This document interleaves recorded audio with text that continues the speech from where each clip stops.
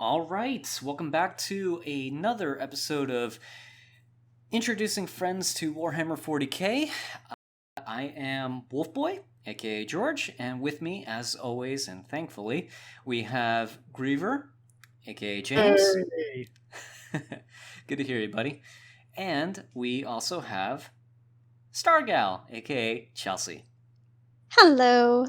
Hello. All right, so it's been a while. First off, as I always do with these new episodes that I upload on the channel, I want to take the time to thank everyone for just being awesome in general. Honestly, between the release of Hell's Reach and the amazing outpouring of support that I've seen from the viewers, just wishing the betterment of my health as I was going through my thing. I want to thank every single last one of you, and especially everyone who went to the community tab to, follow up on my posts as I was trying to keep the channel updated in the meantime. You guys have been absolutely amazing, and honestly, my morale has never felt this high in a while. So just thank you for being amazing people. To me, to Chelsea and James as well. You guys have been fantastic. Thank you. You had a thing going on? Well, yeah. Remember the Thing. Dark days, Yeah, that. to speak. Yeah, that's accurate. But in all seriousness, we're glad you are. I think I would like to speak for all of newfound fan base where we say we're glad to hear you are doing better, my friend. Yes. Thank you, guys. And it has been lovely to see all of the people commenting and making sure that you're okay and asking if you're okay. I know, seriously. And especially in the Hell's Reach premiere when I was mostly indisposed because of a prior engagement that came up out of nowhere. Honestly... Stomp, Wulfboi lives. Yeah, honestly, I was rendered to tears at that point, and I was just...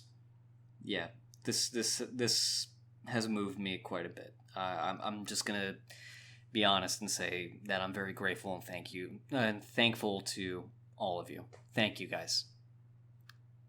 Ever since the beginning of this series till now, I've just been feeling nothing but absolute gratefulness. So, with that I tried said, my best to hold it down for the premiere. hey, you did a good job, dude. Honestly, Was there two? Well, to also Eventually, yes. Yeah. Eventually, okay, yeah, no, my alarm didn't go off. So. Oh, bite me! There was a blackout. Hey, listen, I was the guy who put it up on the channel, and I wasn't there for the actual premiere. I mean, honestly, who am I really to give you noogies over it? Honestly, you're fine. Oh, there's an expression I've never heard before. Well, it's either that or I could have gone on a whole swearing tirade, but apparently YouTube has a policy against that, so I'm going to try to keep that as buffered as possible. Hey, really? Right. Yeah. Watch my language? Well, within the first, few minutes of the actual video, yeah, you have to be careful about that, apparently. Or at least that's what the general knowledge of what creators have been basically saying and throwing up there. Be careful at a certain point in time. Even if you designate your channel as being non-child friendly, they'll still check for that, because it's like, I don't understand it. I'm just not going to fight it. It is what it is. Well, Nabla. Yeah. Oh, and speaking of being thankful, in the last video in Hell's Reach, I edited in that after reading the list of patrons, that there were some additionals that had come on board as well. I'm going to take the time to thank all of my patrons who, since the start of this series, have been just absolutely amazing. Lex Barnett, you are the first, and honestly, I will continue to hold you in high esteem for being said such. Polarni Torino, thank you again for being a patron. Mechanicus Boy NJZ, thank you. Nako Rain, Superbobic, the Happy Uruk, and now we have 4 new patrons who joined the Patreon as well. So big shout out to Adrian, Wasp, Honeyblade, and Bailey Erickson. Everyone, thank you so much for your direct contributions to the channel. Honestly, it helps a lot with just making the logistics make more sense and also making quality of life easier.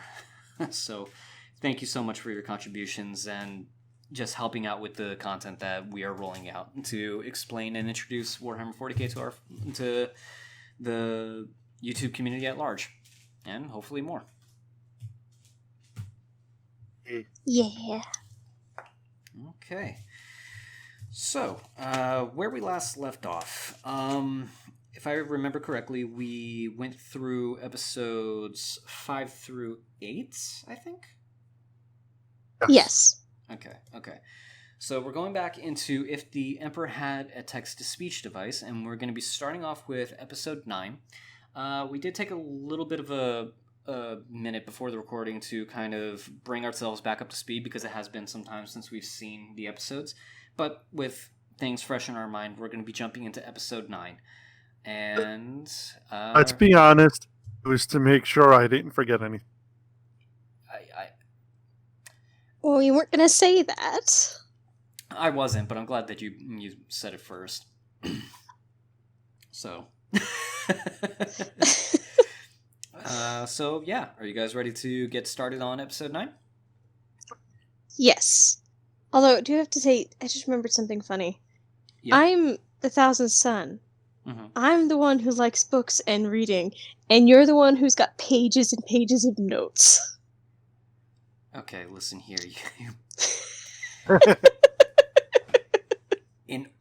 Okay. So, I am a space wolf. Space wolves are not dumb, okay? We're not simply battle-hardened, murder-crazing warriors. We are intelligent in our ways. So excuse you, okay? And so easy to rile up. Are you ever not going to fall for that? Not wrong. Listen here, Dark Angel. Don't tread that line. Anyway, let's get started with If the Emperor Had a Text-to-Speech Device, Episode 9, Necrons. Yes, this is definitely it. The Crimson Path, the center point of the Oriole subsector.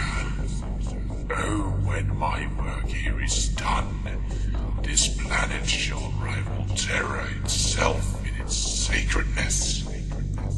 Now I would act really into this, but I've just got to stay all mysterious and stoic and cool. So I don't think I can. But, well, I suppose one squeal might not harm anything.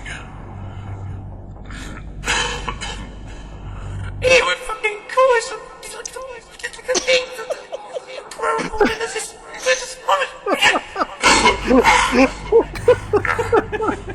Alright, I feel much better now. It's at times like these that I'm really glad that I just monologue to myself and not actually talk to anyone else. Because if someone had heard that, I would be seriously fucked.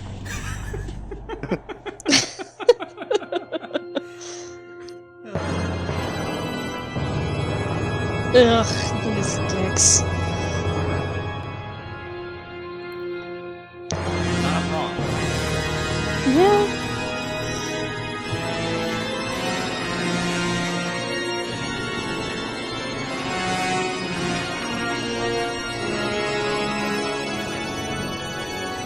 Fuck? They look like little toothpick Play-Doh machines. So you're seriously going to go through with this? Search the entirety of Terra, the holiest, grandest, and most populated planet in the universe, to find the one who sent this message?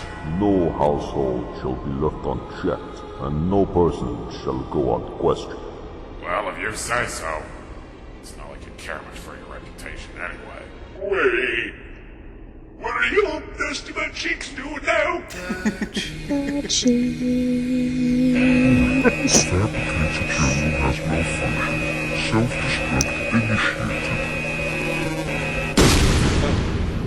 Well, I hope you do realize that Terra is the most densely populated and overbuilt planet in the Imperium. It'll take decades to interrogate every single individual on this planet. Do not doubt us. This is what we are the best at. We will scan the entirety of Terra and its people in but a few days. This sounds highly fucking illegal! Oh. My God. He's already back. I better know. Big Gucci Vander never had to deal with this bullshit. Maybe we The should most make evil him name. my lord if later again. All that radioactive hellfire you Coach Van propose Dyke, to Jesus. exterminating every planet you Love come Judge across Simpson. must have fried your perception. Do you even realize how hard it is to mobilize on one of these hive worlds? It's really damn hard, but I guess you don't realize since you sit on that mobility scooter all day. Well, your hat was complete. I mean, that's the best piece, or you can come back. Come with Shut us. it, you old trash Come back, bags. there we go. Well, while I wait for your fleet director to calm itself, I shall start. At least remember to expect the rulings of Terra, Theodore. Not a single drop of blood shall fall upon these sacred grounds. When you have found your suspects, at least do the decency of taking them far away from Terra if your eagerness to spill blood grows heavy on you. Yes, yes, I am fully aware. You have my promise. Soldiers, the search has begun. But take heed. Not a single citizen of Terra shall have his or her blood spilled on these sacred grounds. So, remember, only to burn. Oh, Freaking loopholes. My lord, was it really that funny? Really? Come on, the Necrons still pose a major threat. Just because the Blood Angels teamed up with them at once doesn't mean they're the Imperium's allies or anything. Okay. Maybe it is kind of funny. No, you are incapable of finding things funny because you are a custodes. Alright, I forgot. But anyway, what was I? Oh yes! So the Blood Angels and the Necrons defeated the Vile Tyranids together, and afterwards they went their separate ways, as the Blood Angels and the Necrons were both tired from the big battle, and Commander Dante thought it was distasteful to turn on the Necrons after they had helped each other out. The Necrons were tired. The Blood Angels found something distasteful. I'd like to laugh more, but that might break my fragile funny bone. Anyway, I was under the impression that Necrons were tireless, soulless skeleton robots with no personality, nor care for anything. What the fuck happened? Believe me, my lord, I think we all were under the impression until we heard about the Blood Angels and their apparent alliance with them. Before, they just spent most of their time coming out on planets unexpectedly and killing anything that lives, having a singular goal in mind, which was to seal off the Eye of Terror, swat away the Tyranids, and have the rest of the galaxy become never-ending all-you-can-eat buffet for their gods, the Catan. Sounds like what I would do if I was a soulless skeleton robot. That and slow walk around intimidatingly. Yes, it reminds me of that hollow that I watched a few millennia back. Now they're more like... well, their goal is still essentially the same, but now it has become apparent that the Catan were actually somehow shattered into pieces a long time ago, and the Necrons have leftover fragments of them in their possession containing near limitless powers. Also, as of late, some Necrons have even been reported to have actual personalities and even feelings. Oh, and Briars apparently are not a thing anymore. No idea where they went off to. They just sort of up sticks and left, I guess. Well, how does it feel having less emotion than a creepy fucking skeleton robot? It feels fantastic not being on the same pivoted level as a filthy Xeno, my lord. I guess you can put it in that way as well. Anyway, I'm intrigued by the idea of those shards. I will have to ask the remaining Alpha Marines to get one for me when they get back. Sure thing, my lord. Just not a shard of that punk-ass fan god the Deceiver. The description you gave reminds me too much of that mysterious, tentacle-headed, metallic jerk who came by every Saturday night to play Paradox Billiards, Vostroyan Roulette, fourth-dimensional hypercube chess strip poker with me, Zinch, and Chegorath in the webway a few millennia ago. Although, to be fair, at least he wasn't as much of a douchebag as that fat guy with the cigar who showed up with Zinch that one time. I thought all this time you've been having a constant mental war with the forces of chaos as well as guiding our ships through the power of the Astronomica. I'm the motherfucking Emperor. I'm allowed a day off once in a while. Besides, I'm the best fucking multitasker in the galaxy. Oh, sorry, of course, my lord. So far I have to say that I'm not impressed. These Necrons do not sound as much of a threat as those hungry space cockroaches. Well, my lord, they are still more of a threat than you might think. Which actually reminds me of a story I need to tell you that will surely refurbish your pride in your angels of death. Good luck with that. You see, during year 912, the Necron Lords of the two Mod bosses got really mad because Necrons of another empire started to expand in his territory. In response to this, the Necron Lords suddenly revealed a massive planet-sized space vessel called the World Engine and started drifting through Imperial space, destroying anything that crossed its path. Later, during year 926, after several Imperial planets had been destroyed by the World Engine, a whole lot of Space Marines and the entirety of a local Imperial fleet was sent to destroy it. Holy shit, a giant skeleton space robot planet that shoots molecule-breaking beams and destroys everything it spots. I want one. All these forces are destroyed at the same time, but apparently a very strong void shield was surrounding it, making it nigh impervious to harm. This, together with the vessel's mighty arsenals of planet-devastating weaponry, cost millions of lives during that battle. I guess no one knows what retreating is in this fucking Imperium nowadays. Nope. So now, here is the awesome part. The Space Marines known as the Astral Knights. I never made anything called Astral Knights. No, seriously, my lord. You wouldn't even care that you didn't directly make them. You see, all of the Astral Knights decided to ram their spaceship, the Battle Barge Tempestus, straight into the World Engine's void shield. Fucking damn it. Why do you assholes keep wasting precious battleships? The shield cracked up and the ship penetrated the hull of the World Engine, allowing all Astral Knights to board it and destroy all weapons, energy batteries, supplies, commandos, and Necrons inside. The battle continued inside the World Engine for 100 hours, all Marines dying doing what they do best. But not before their leader, Arm Torara, decided to overload the entire damn vessel and its central core with the help of some melter grenades. After this destructive overlord, the void shield was turned off completely, and this is where the rest of the Imperial fleet took their chance and shot the crap out of the planet ship with cyclonic torpedoes. Well, slap me on the kneecap and call me a fucking skeleton. That is actually amazing. After this incredibly awe-inspiring fucking love the Emperor. the remains of the World Engine were taken in by the Axis while the Battle Barge Tempestus was salvaged, and set up as a monument with an Imperial shrine in it, holding statues of the 772 Astral Knights that had sacrificed themselves to bring down the World Engine. Sorry, I was totally mistaken. I totally remember that I did make the Astral Knights now. They were one of the secret legions I made before the Great Crusade that I never told anyone about. They were the best around, nothing was ever going to keep them down. Right. Whatever you say, my lord. Also, on the previous subject matter, I have to say that I kind of like that one Necron that you mentioned. Trashy the Incontinent or something. Do you mean Trace in the Infinite, my lord? That's what I said, YouTube of fucking custard. Anyway, even if he is an alien fiend, No. I cannot deny that the idea of stealing incredibly valuable objects from all around the galaxy only to put them in a massive skeleton robot space museum is a great one. Ah, yes.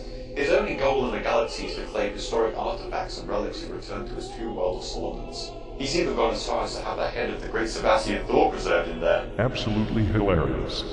At some point we should send some Marines there to steal all his shit just to fuck with him. I think I know a group of Space Marines capable of just that. Do you now? Do tell. Well...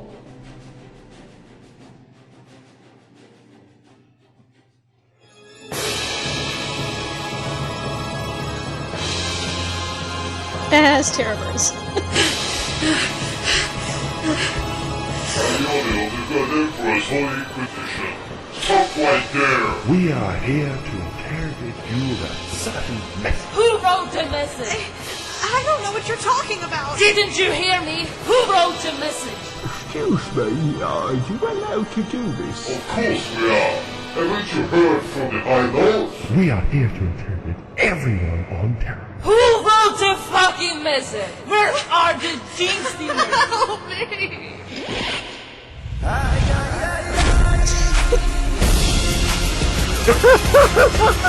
at that! Some unfashionable drags running around harassing civilians here on Holy Terra. You came to the wrong neighborhood, shitboots! What makes you lunatics think you are allowed to do this? Yes, it is. Aren't you supposed to stand to the Imperial Palace? Well, you see, this is a special occasion. Special enough that my loincloth is just bursting with anticipation. What's the question I demand an answer for is what you Inquisitors are doing here, burning terror and harassing its citizens. We are here because of a message supposedly sent from God Emperor himself, telling us the Inquisition is to be disbanded. Clearly, the message was written by a heretic, and we are going to find it. Fools! The message is from the Emperor, straight from the Sanctum Imperialis, within the Imperial Palace. He is the reason why we're outside the palace in the first place. So you have no reason to perform this heinous act upon our planet. You darn goof! That is impossible! You would lie. If the Emperor was alive once more, we would know. You heretics! The Custodes are heretics! Let's get back to Fyodor and tell him about this. Fucking Groxas Inquisitors. Wahoo! I'm now incredibly aroused.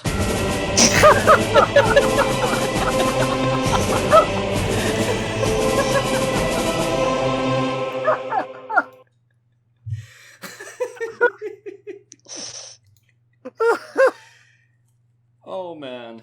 Oh man, oh man, oh man. That's a great way to end an episode, honestly. I am incredible. Oh, goodness. So, James, do you have any questions?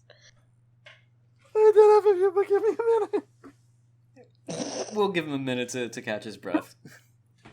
You need The air strip to studies speak are words. quite something to have to adjust to. Adjust to? They're an eyeful. I'll say that. Okay. Things one. Fucking love the Emperor. Mm-hmm. I love the strip studies. Mhm. Okay.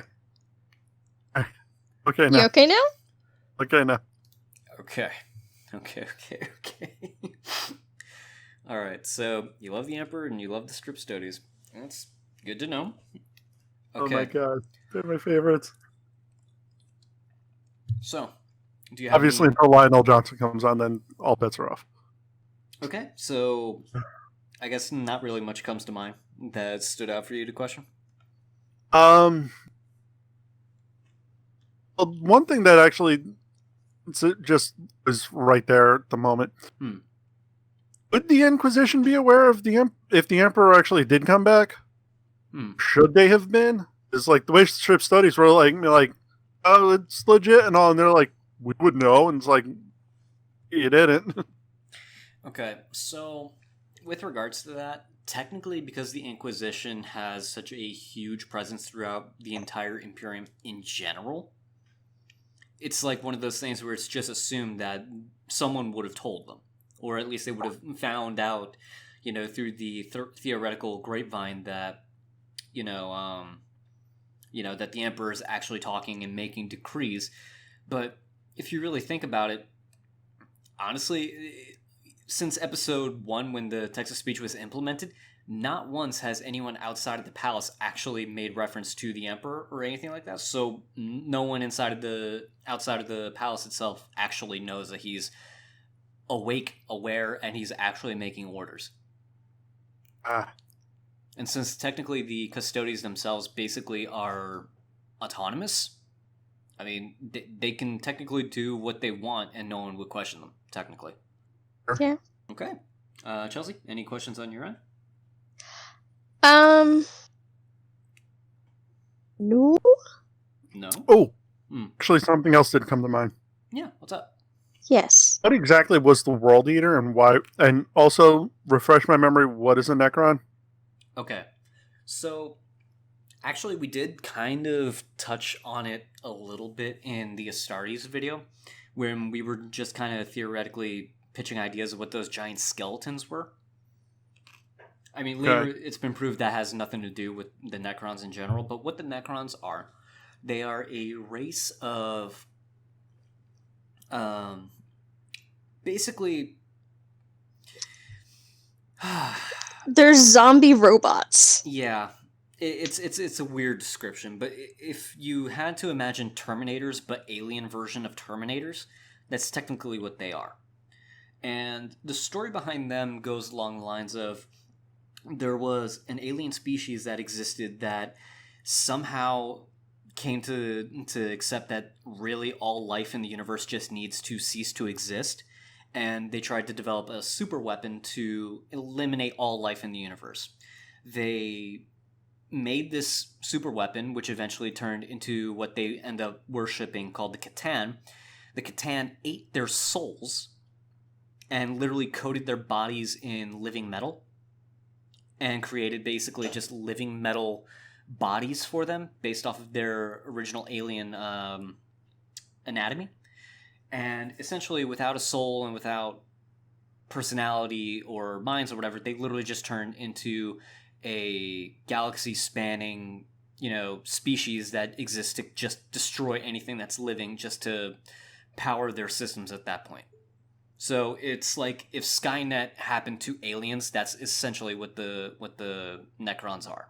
And that's a very, very rudimentary summary of what they are, to be perfectly honest. There's more to it.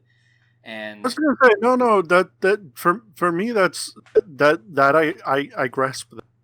Yeah. And to be honest, I would probably expand a little bit more, but if I did, that would take a little too long and I would make a crap ton of mistakes, because technically Necrons are not something that I dove in enough to be familiar with, like, big names or anything like that. I wish I did, but then I probably wouldn't know as much about chaos. Fair. I just wanted at least a general idea of, like, okay, chaos. What are these exactly again? So if you can imagine, they're zombie robots. Yeah, zombie robots. That's the easiest way to sum them up. And when you asked about the world engine, what they were basically talking about was a giant planetoid-sized super weapon that essentially, maybe not in so many words, but if you think the Death Star meets Unicron minus the robot form, you basically got what the world engine was. Ah, okay. Yeah, and you know what? Totally perfect analogy, because I was even thinking, like, kind of sounds like Unicron, but that's perfect. Well, it also helps that recently we were talking about those 80s cartoons that you remember. Oh, and gosh. I immediately remembered Transformers because you were playing the Touch. So I just thought, you know what, that actually fits the general idea of what the Necrons are in that case, so that's why I use it as an example. Now, what makes the Necrons unique is the fact that, unlike, one of the things that make them unique is the fact that their weaponry is basically very, very brutal. It's essentially weaponry designed to disintegrate everything on the molecular level. So if you get shot by it, you basically start breaking apart molecularly until you just die from your wounds, or your entire body just turns to dust. So, I'm not gonna say it. What? Nothing. Well, now you got me curious. You said when all is turned to dust. Really? It's gonna take you. Okay, never mind. If you're not picking up, no, then I pick it up. I just refuse to acknowledge it because honestly, I get what you're referencing. Okay, so anywho, yeah, that pretty much describes what the Necrons are and what the world engine was. But yeah, anything else that was more immediate to you? I think off the top of my head that I can think of. Okay. Then, let me go into the deep dive portion here just to break up what the episode was talking about in this case. So, if we went back to the very beginning, and we were to look at this guy here, when he was on this planet and he was talking about something called the Crimson Path. Oh yeah, who was that? Okay. This is a mysterious character whose name doesn't get dropped until a few episodes in the future. So honestly, I can't really go too much into who he is without spoiling something big. Okay. But I'll say I spent several months not knowing who that was because I refused to well, no, not that I refused to ask. I just didn't. It was another one of those things that you kind of just looked at it, accepted, and just ignored it. I accepted it and then it moved on. Like, oh, this is a thing. Okay. Mm-hmm. Because the way the show works, if something is pivotal, it gets explained. It gets explained which is nice. in some aspect, or it just gets shown so that way it gets its due later on in the series. I will say that with this show, it is good about that. Yeah. So when he was referring to the Crimson Path specifically, when I was doing my research, I could not find anything that was concrete per se, but there was something that I ran across that did pique my interest. So I'm expecting someone in the comics section to correct me or not. In this case, I really do hope that you guys correct me on this. But what the Crimson Path technically refers to is basically the objective of the Traitor Legions. So when the traitors, after the Civil War, broke up, they pretty much all retreated to the Eye of Terror to go into the warp in order to get away from the Imperium. And that's where they mainly reside. Since their escape into the Eye of Terror, they sometimes come out of the Eye of Terror to commit crusades against the Imperium to do damage to them, and they call it the Black Crusades. As of right now, there have been 13 Black Crusades in the last 10,000 years. Now, what the Crimson Path refers to is basically the objective of the Traitor Legions to cut a path so that way the influence of the warp gets closer and closer to the Segmentum Solar, or the area where Terra is. So that way, with more and more pushes, they can easily get to Terra and basically destroy the Imperium as a whole. So that's what the Crimson Path is in reference to. Now, in terms of the Oriar subsector, I couldn't find any subsector in that in my research, so this may be something that's TTS exclusive. I'm not sure. Okay, and they do reference that Terra is an extremely overpopulated planet, which is completely true. If you were to look at a picture of Terra in terms of Warhammer 40k, the planet is no longer green and blue, it's literally yellow. Thought it would have been brown. Mainly yellow because of the pollution and whatnot, and basically most of the water on Terra is basically gone, except for the ice caps. Those are really the only natural water sources that are still there. So, honestly, Earth just sounds horrific to me, to be perfectly honest, especially since it's just a overpopulated hive world where the Imperial Palace itself is about the size of New York. The different cities are spread throughout the rest of the planet that is so heavily urbanized, and basically in between there's deserts and mountains, but that's about it. It's sort of a scary concept if you think about it that way. Yeah, I don't like cities, so... Oh, and Kitten did make a reference when the Emperor was laughing. Right about... Here we go. Yeah, so the Blood Angels teamed up with the Necrons at one point. So what that's talking about is specifically the Tyranid fleet Leviathan. And the Tyranid fleet that the Ultramarines were fighting in the last episode when they were talking about the Tyranids and when they made their first contact, that was Hive Fleet Behemoth in this case. That was the first contact that they had with Tyranids. There was a second contact where basically a fleet of hive ships of a completely separate Tyranid force came from a different direction from the galaxy.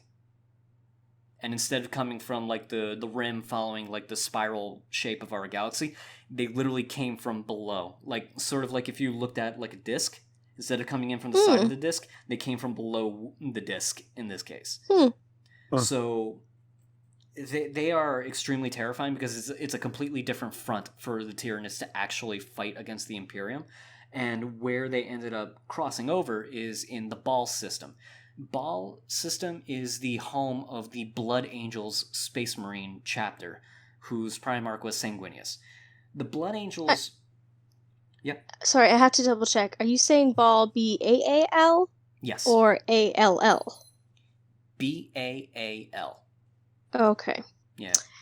So I was thinking the other B-A-L-L, and that was just humorous. Sorry, go on.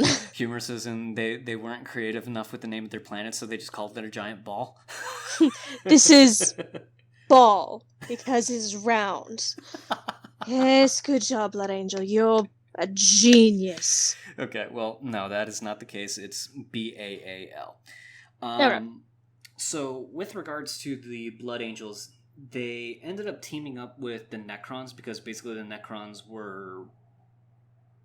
How can I explain this? They weighed the cost and benefits of fighting against the Imperium and this new Necron threat, and they basically just said, it makes more sense for us to team up with the Blood Angels and whatnot to push away the Tyranids, because honestly the Tyranids were not known to the Necrons. And essentially you had the Imperium and Necrons fighting side by side. So if you can imagine Astartes fighting next to Terminators with guns that can literally rip your molecules apart, fighting against Xenomorphs, that is an interesting picture to kind of convey. Now, what ended up happening was, essentially, there was also, how can I explain this? There was also a manifestation of demons that came up from chaos that actually manifested in the system and started fighting as well, but they ended up having to fight against the Tyranids because they were just so many of them, that eventually I think one of the moons of Baal ended up having a population of demons on it constantly fighting against Tyranids, and with all the skulls of the Tyranids that they killed, they literally put the symbol of the bloodthirster that was leading them on the surface of the moon. All made up of skulls of these flesh-eating It's kind of bugs. funny. Yeah, it's kind of crazy to kind of think about. So, yeah, after pretty much the Tyranid threat was as much contained as possible, essentially both sides had exhausted so much that basically they just parted ways and did not turn against each other. Technically, in that sense, the Necrons had exhausted so much energy because with them, they literally feed off of living things to power their batteries and such, but they had expended so much power just to fight against the Tyranids, they did not have the ability to use it against the Imperium in a beneficial way. And then with the Blood Angels in this case, they literally just looked at it like, you know what, they helped us, we're just gonna ignore them and leave them alone for now until we can recoup our forces. So yeah, that's essentially the TLDR version of the story. But I hear that the story at length is very interesting because they go into a lot of different characterizations of the Necrons, and they do explain quite a bit about Necron hierarchy as well. I think even Dante, one of the Blood Angels, he basically had a meeting with the Silent King during that conflict, and the Silent King is basically a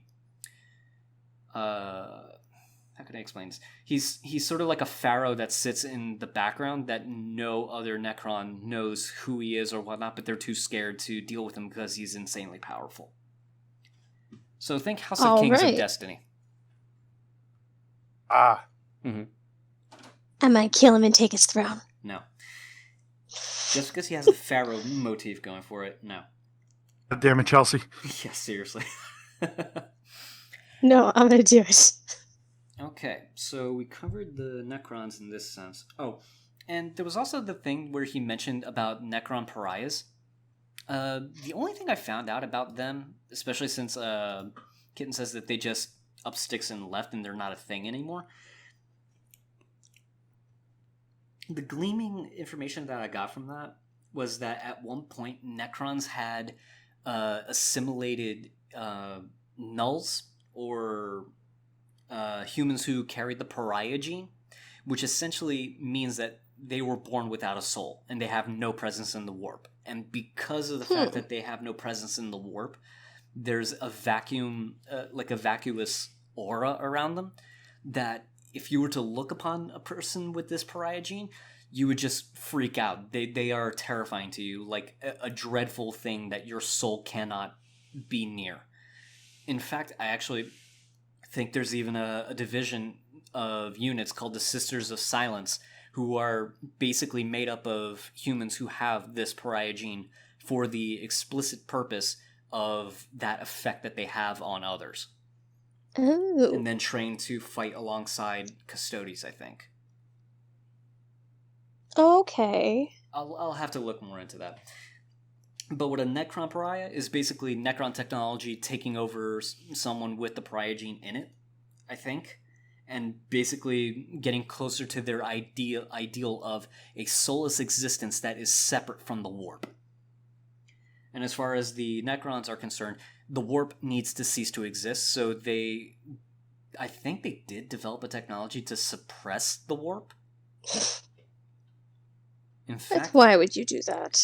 Well, for them, it goes back to their philosophy that they just want all life to cease to exist, and basically just that's it. That's their entire thing. They just want anything with a soul to basically be killed. And actually, I think there are planets all over the universe that have pylons on it, made of technology called Blackstone, that have that effective purpose. If you remember back in Astartes, actually, one of the things that a person in the comment section actually did point out, that those things that they took out of the backpacks and stabbed the orb with, so that way it suppressed its psychic abilities, they said that that was more than likely Blackstone technology developed by Necrons to suppress anything that is warp related in that sense. Oh, okay. That makes sense. Yeah, and actually during the 13 Crusades of the Chaos Legions, when they were going on their crusades, they were targeting planets that actually did have giant pylons, and I think their pylon effects actually hold back the Eye of Terror from increasing its influence into the material realm. Lame. I mean, those things are good to have, so it's not a good thing to have them go away. No. I'm all about having them go away. The warp is fun. Okay. Okay, so that explains the Necron Pariah, and we did touch on Blackstone. Oh, the Catan. So the Catan, I did explain that they were basically designed to be super weapons that eventually became worshipped as gods. They apparently are transcended existences that technically did become godly to the Necrons, but when the Necrons had basically holed up in their crypts under the planet that they were residing in, and basically life eventually started growing on that planet again, and they just pop out of the ground like zombies going around like, alright, time to kill, you know? The Catan were basically their gods, and at one point during Necron history, the Catan were defeated by the Necrons, and their souls, I guess, were shattered into shards, and they used those shards to power their fleets, essentially. So they turned on their gods. That I did not know. Yeah. And one of the Catan was actually called the Deceiver, which, funny enough, the Emperor mentions. Yes, he does name drop the Deceiver in this case. Okay. So. Yes. Well, how does it? No. I do like comment. How does it feel having less emotion than a creepy Xeno? It feels great, my lord. I guess that's one way to look at it. Emps, you're kind of messed up. The Emperor is really messed up in the head. No, he's not. He knows what he's doing. I'm going to make soldiers who don't feel anything. I mean, technically, that's what all Astartes are. They're indoctrinated for service first before anything. So freaking creepy. So messed up. Yeah, I mean, it's useful in some ways. Here we go. So, just not a shard of that punk-ass Catan god, the Deceiver. So, that's the one that he was referring to as having, like, a mysterious tentacle-headed metallic jerk. he's giving a physical description of what this Catan specifically looks like, and he basically was a Catan who tricked the other Catan to turn on themselves and stop all of the Necrons from invading the known universe. Why? I don't know. He's like the ultimate, in my head at least, the ultimate, troll. Yeah. He just wants to mess with things. Like, this'll be fun, and then doesn't. Just kind of like, why are you doing this? I don't know, it's just fun. Just kind of like, okay, you're gonna stay far away from me. He reminds me of Tzeentch in a way. No, I'll say Tzeentch, I think, does things with a purpose. The Deceiver is just kind of willy-nilly messing with everything. So it's sort of like the idea of chaotic good versus neutral good? Or chaotic versus neutral? Because I just realized I'm not talking about anyone who's any particularly side of good. Yeah, I was going to say, like, chaotic good. Neither of them qualify as that. Yeah. Yeah, more like neutral versus chaotic, where he's just doing stuff. Yeah. Oh, and apparently they play a game between Tzeentch, Chegara, the Deceiver, and some guy with a cigar in his mouth that showed up with Tzeentch at one point. So whatever that game was that they were playing, and we will get an example of that later down the line. Because honestly, it's just a string of words that really don't describe anything. Dimensional hypercube chess strip poker. There we go. Come on, damn you. It means absolutely nothing. Yeah, it's not a real game in 40k, but it is something that is comical and funny to actually read. Yeah, here we go. Paradox Billiards, Vostroyan Roulette, 4th Dimensional Hypercube Chess Strip Poker. Honestly, sounds like a fun game. Yeah, I mean, it has Vostroyan Roulette in it, so that is a reference to Russian roulette. So, yeah, that'd be interesting. Yeah, and it's having watched them do it. It's interesting. We'll just say that we get our entertainment's worth from it. Yeah. But in reference to the fat guy with the cigar, okay, so that one was a bit of a pickle to kind of pin down, because honestly, it didn't make sense to me when I first saw this. But this may be, I'm not entirely sure, but this may be a reference to a Imperial general by the name of Ursarkar Creed, Ursarkar Creed, who basically was a shock trooper general for the forces of Cadia. And Cadia was a planet that was literally on the border of space that comes close to the Eye of Terror. So essentially they were the front lines of the front lines. What happened was in 959 Millennium 41, the 13th Black Crusade basically came to town and essentially was wrecking everyone's time. But the forces of Cadia basically were fighting so hard and diligently that it looked like that they actually had the Chaos Space Forces in check, which was mind-blowing. But eventually, the leader of the Black Crusade, Abaddon the Despoiler, he takes a giant space station called the Blackstone Fortress and crashes it into the planet of Cadia. And when he did that, he literally cracked the planet, and its core and its gravity basically swallowed the planet whole, essentially. And yeah, and now there's a saying with regards to the Cadian front, especially the survivors that come from Cadia, that essentially the planet of Cadia broke before the Imperial Guard did, and they use that as a rallying cry for their continued fight against the Chaos Forces. And Ursarkar Creed was actually known for being a very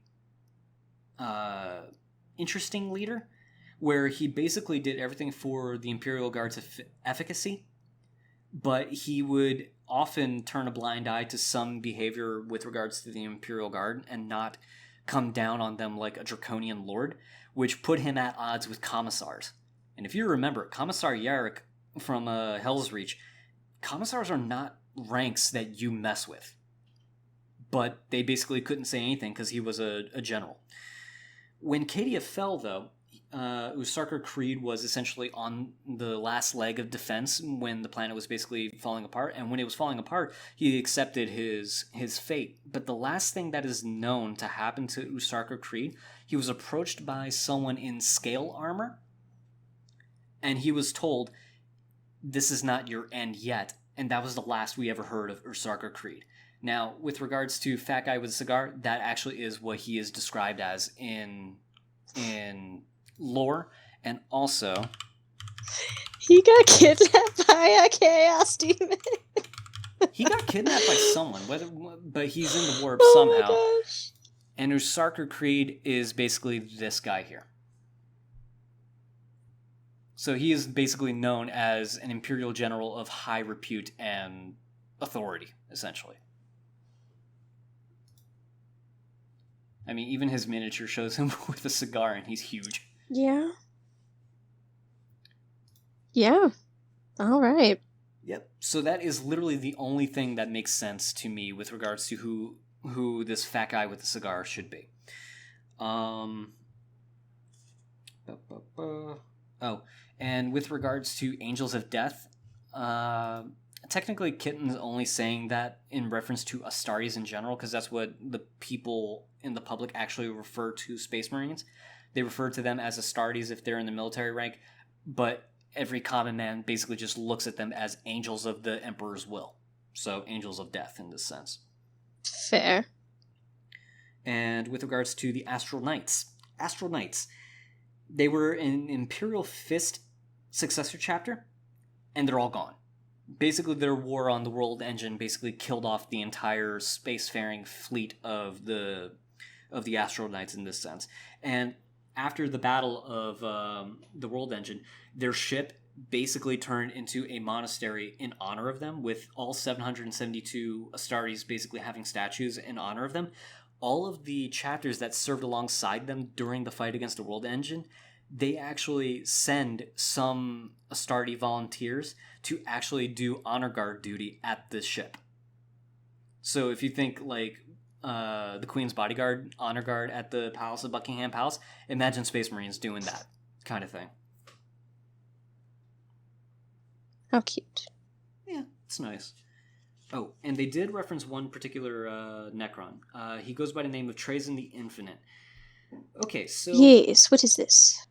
Trazen the Infinite. He is associated with the Nihilak dynasty, but technically he's very much independent. So he basically calls himself a servant of a lord in the Necron society, but he basically does whatever the hell he wants. And he has a giant museum that he collects artifacts from all over the known galaxy.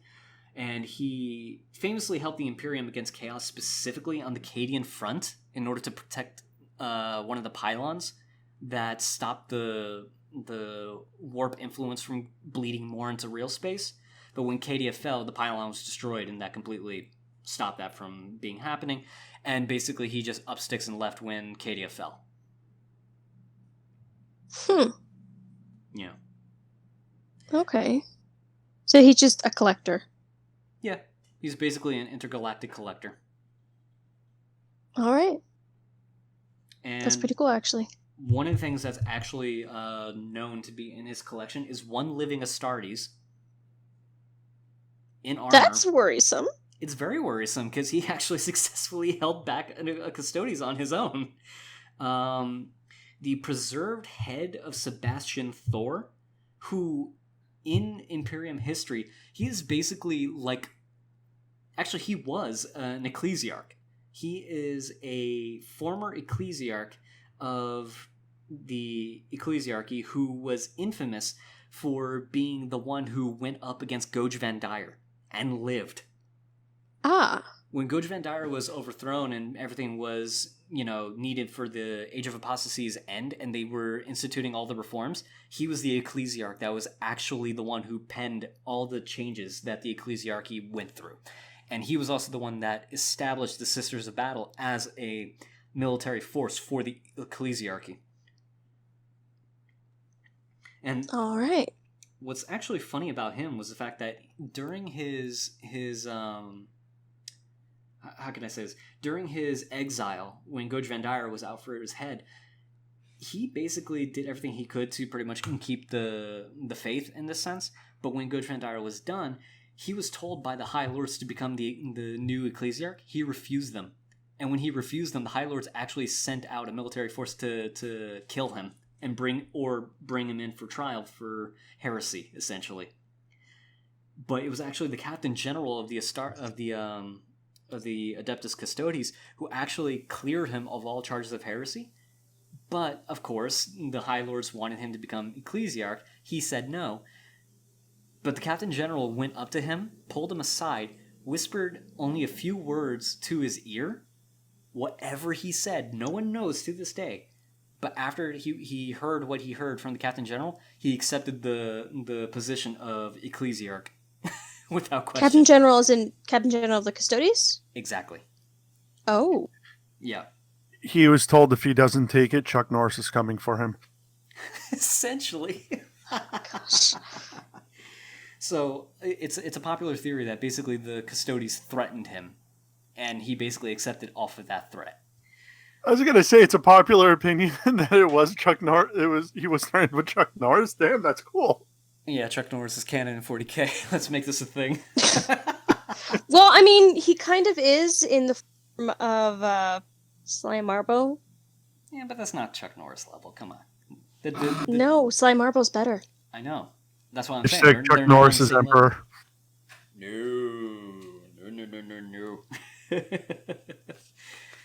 Okay. Oh, and actually, also in Trajan's collection, besides preserved head of Sebastian Thor and the Custodes, he is said to actually have a perfect clone of Fulgrim, one of the Primarchs. Right, I heard about this. Oh my gosh, somebody traded the clone of Fulgrim to him for something else. Basically. I don't remember what it was. Mm-hmm. Yep. What was it? That's the thing. I don't remember. That's the thing that kills me a little bit, but I know who was the one who initiated the trade. Who was it? Fabius Bile. Ugh. You creep. Yeah, so one of the Traitor Primarchs actually has a clone who is still human and is actually being kept in the collection of Trajan the Infinite. Yep. There's a human clone of Fulgrim. Oh, Fulgrim. The part that kind of makes me curious is what exactly this Necron does with, his living specimens. I don't know. I mean, he has to give them some... They have to be kept alive in some way. Yeah. So they're either in some sort of cryogenic stasis, which would stop them from aging and dying, or there's some sort of other Necron technology, like hooked up to tubes to keep them alive, like living embalmment. Ooh. Well, in either case, I don't want to think about that, to be honest. Well, if it's just cryo, he's just like frozen, and he can wake up. Like Captain America. Yeah, I guess. Yeah, I understood that reference. I love how that applies so beautifully in this case. I understood that reference. Okay, so I think that pretty much sums up. I just imagined Chris Evans as Fulgrim. Oh no. No. Nope, it's there now. It is out in the world now. Oh Lord. Heresy indeed. Chris Hemsworth is the one with the long hair. Now it's just in my head. It's not getting out. Well, all right. This is a problem. This is a problem, but I think we can cleanse that with a jump into episode 10. So, are you guys ready? Yep. Okay. Episode 10.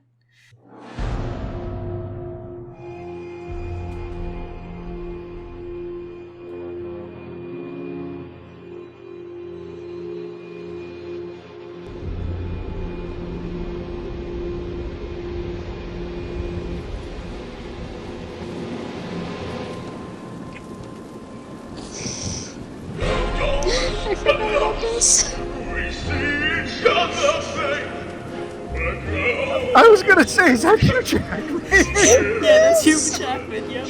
And Russell Crowe. Is that Russell Crowe? Before you say another word, your Evangelist. Before you burn me like a It's heretic. the myths. There is something I must do. This woman leaves behind a suffering child. There is none but me who can intercede. In the Emperor's name, 3 days are all I need. Then I'll return. I pledge my word. And I'll return. You must make me mad! I want to keep you across the years. Everything like you can never change. But this, such as you.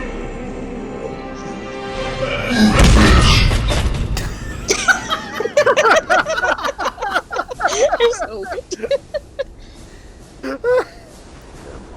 Damn it all. Not a single useful subject has been found yet.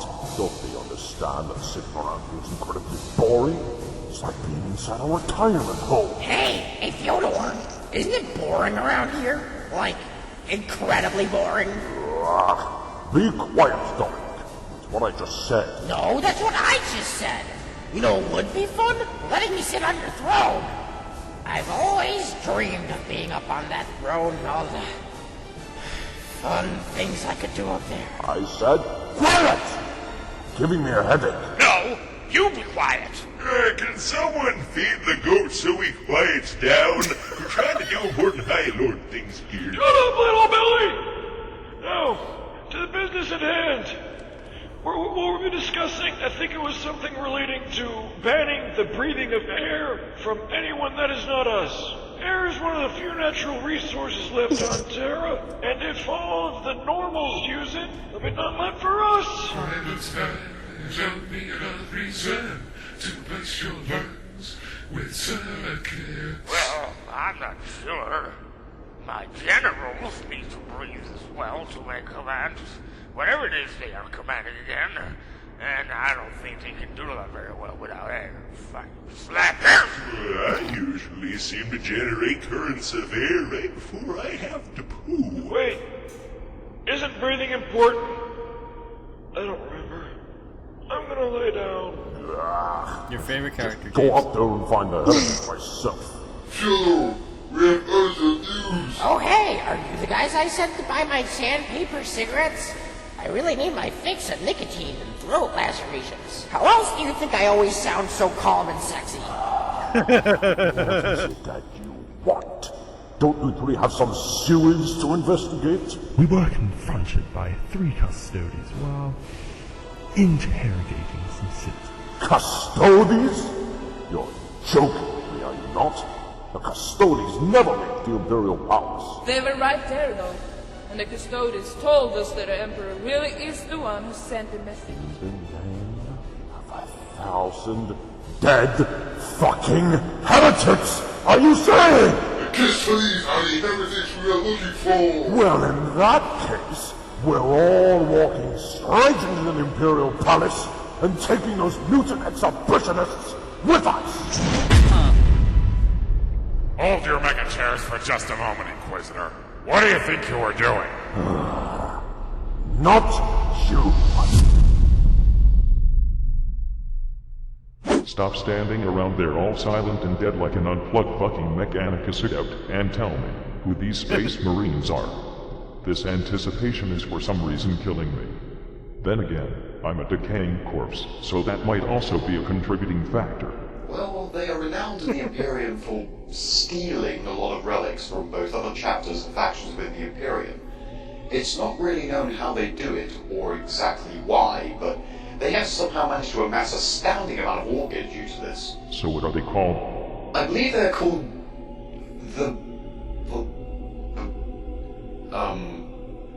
something.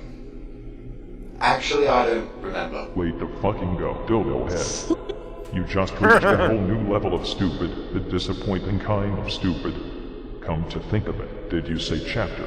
As in, only a singular chapter within an entire legion is good at this? Oh, no, my lord, they are not part of a legion. Why the fuck would there ever exist a single chapter outside of a legion? Well, you see, 7 years after the Horus Heresy, an event took place known as the Second Founding. The second founding? Oh man. This already sounds about as unnecessary as the Dark Eldar. Wasn't the appropriately named Only Founding good enough? Actually, I think the name was changed to the first founding after they came up with the second one. Really? Wow. What an unbelievable excess of stupid. Anyway, the Primarch of the Ultramarines, Robert Gulliver. My singular cybernetic, I just detected a large rise in ignorance and hubris in this room from the mere mention of that name. Created the Codex Astartes, which is a set of rules and guidelines that nowadays is used by thousands of Space Marine chapters throughout the galaxy. Thousands? The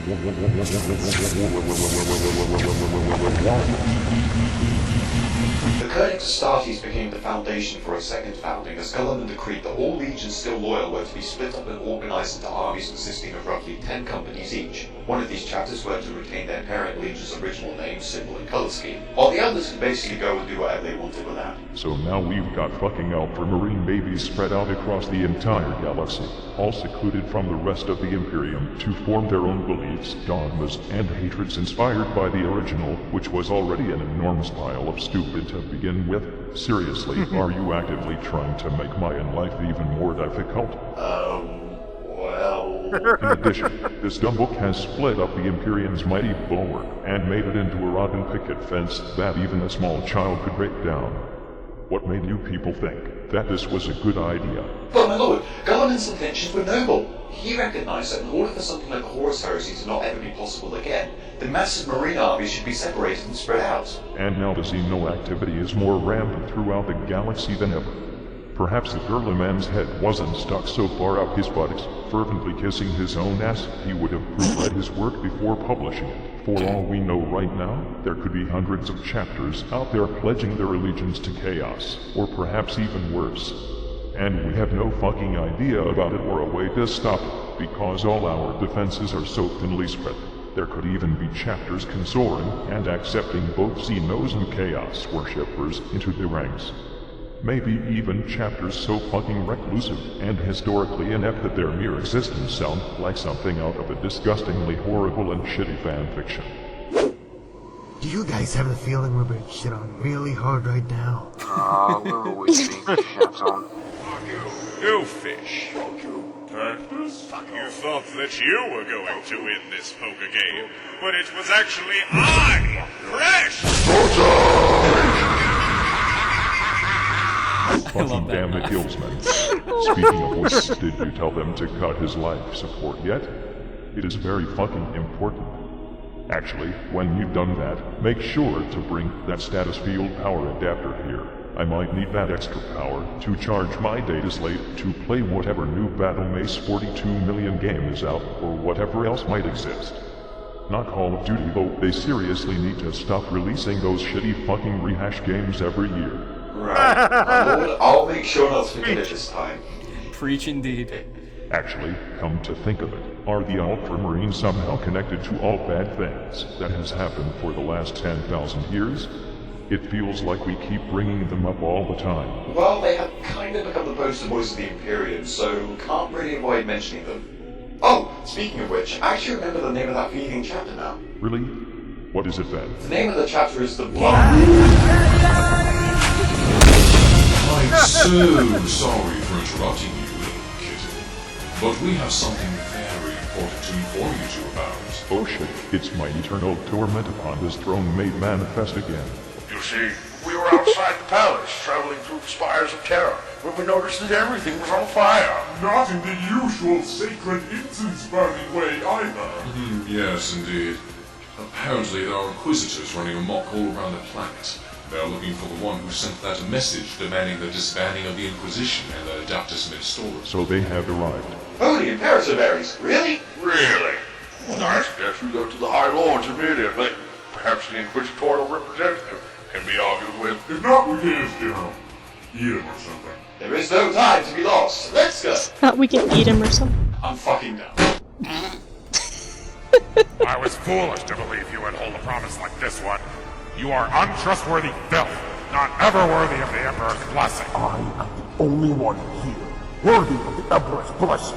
I am the only one who's going to save him from his very own corrupted bodyguard. You are not entering the palace, Theodore. I would like to see you try and stop. I'll gladly show you. Guards!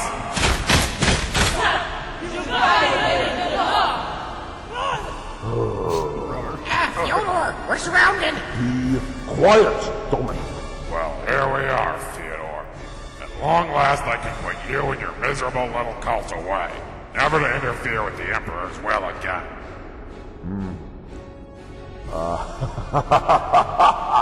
Foolish. Have you forgotten that my throne is a massive weapon arsenal? Oh, shit! Man, easy, Ark. We're gonna light you up. Like a sandpaper cigarette if I had one! Oh, Ecclesia. If you and the rest of Terra do not meet my demands, I will have this entire room and all of its inhabitants fall prey to my throne of judgment. It is too bad for you that this passing decree is still in effect, isn't it? Fyodor, you absolute ass. Aw, don't feel too bad.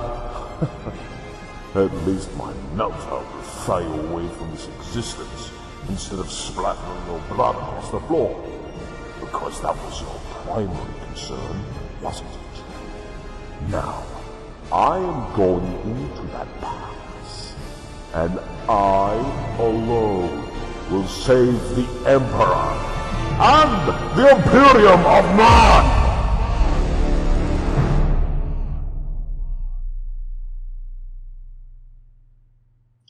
Yeah, you really know.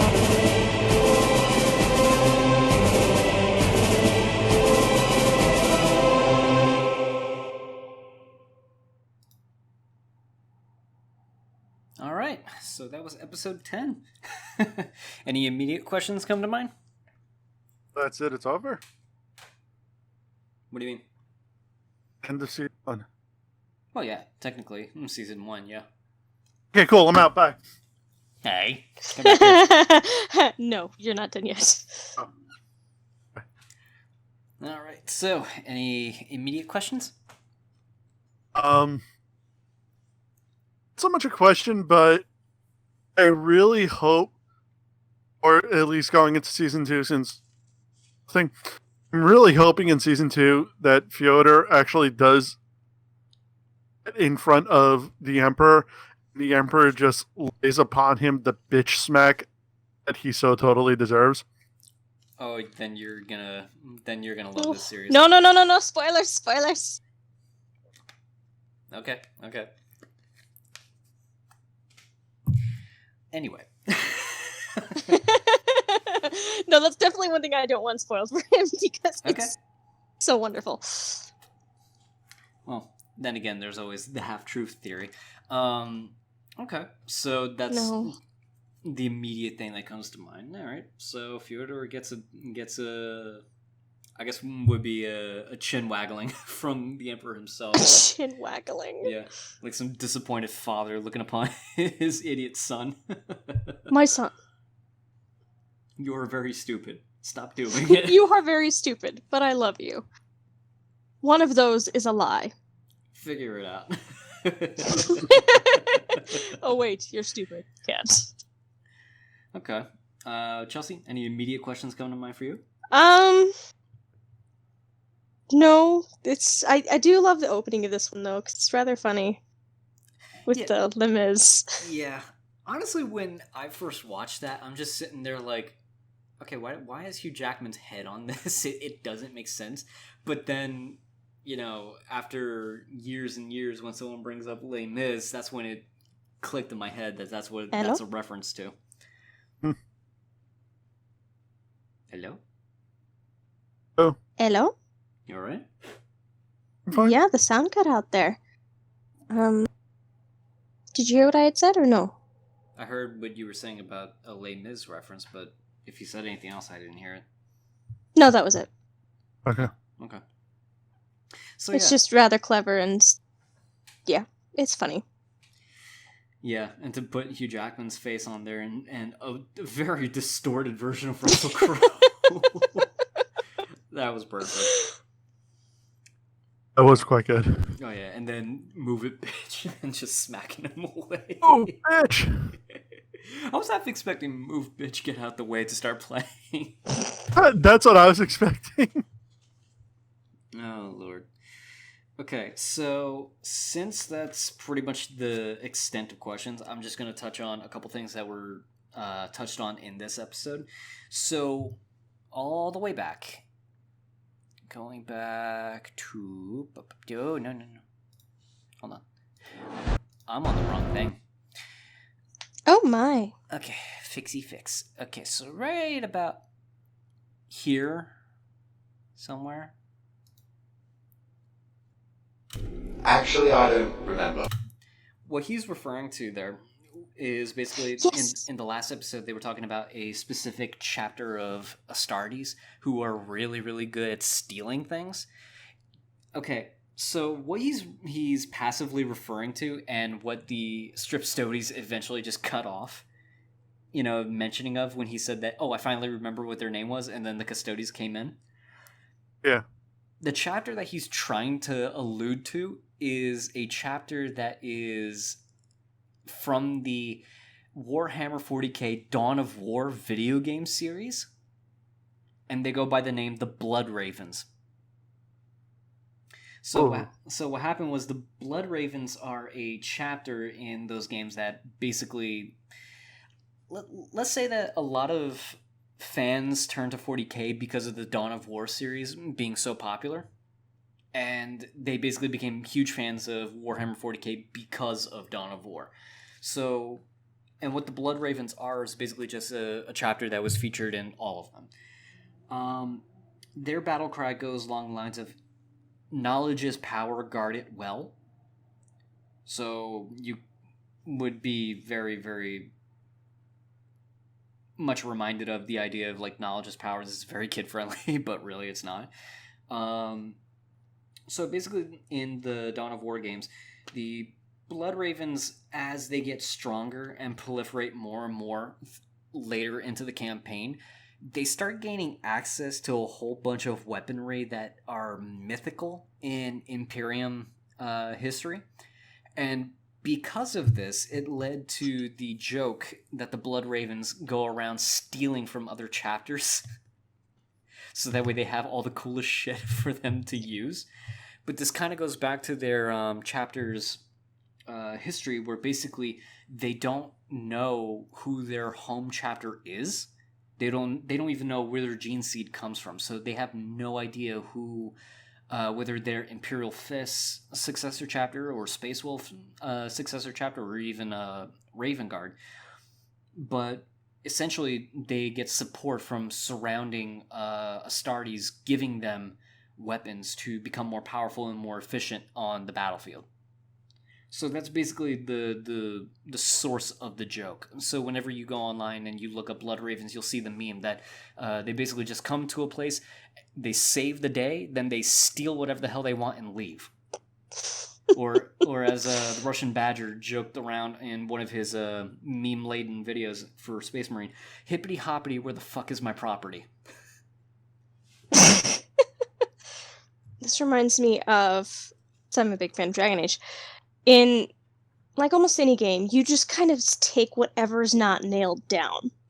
Basically. And then at one point in one of the later games, somebody mentions Grey Warden, who was you in the first game, were just the reason, people's excuse for why stuff went missing. Mm-hmm. Because you stole it all. That's actually kind of funny that they do that there. So, aside from that and the fact that in retrospect to Warhammer 40k lore, if you think about the video games, any video game that they make with the Warhammer 40k license, it can basically be assumed to be canon until specifically stated that it is not canon in the lore. So essentially by Kitten forgetting then remembering who the Blood Angels, or who the Blood Ravens are, is sort of a joke and a nod to the fact that technically Warhammer 40k can change their and retcon their history as they see fit in this case.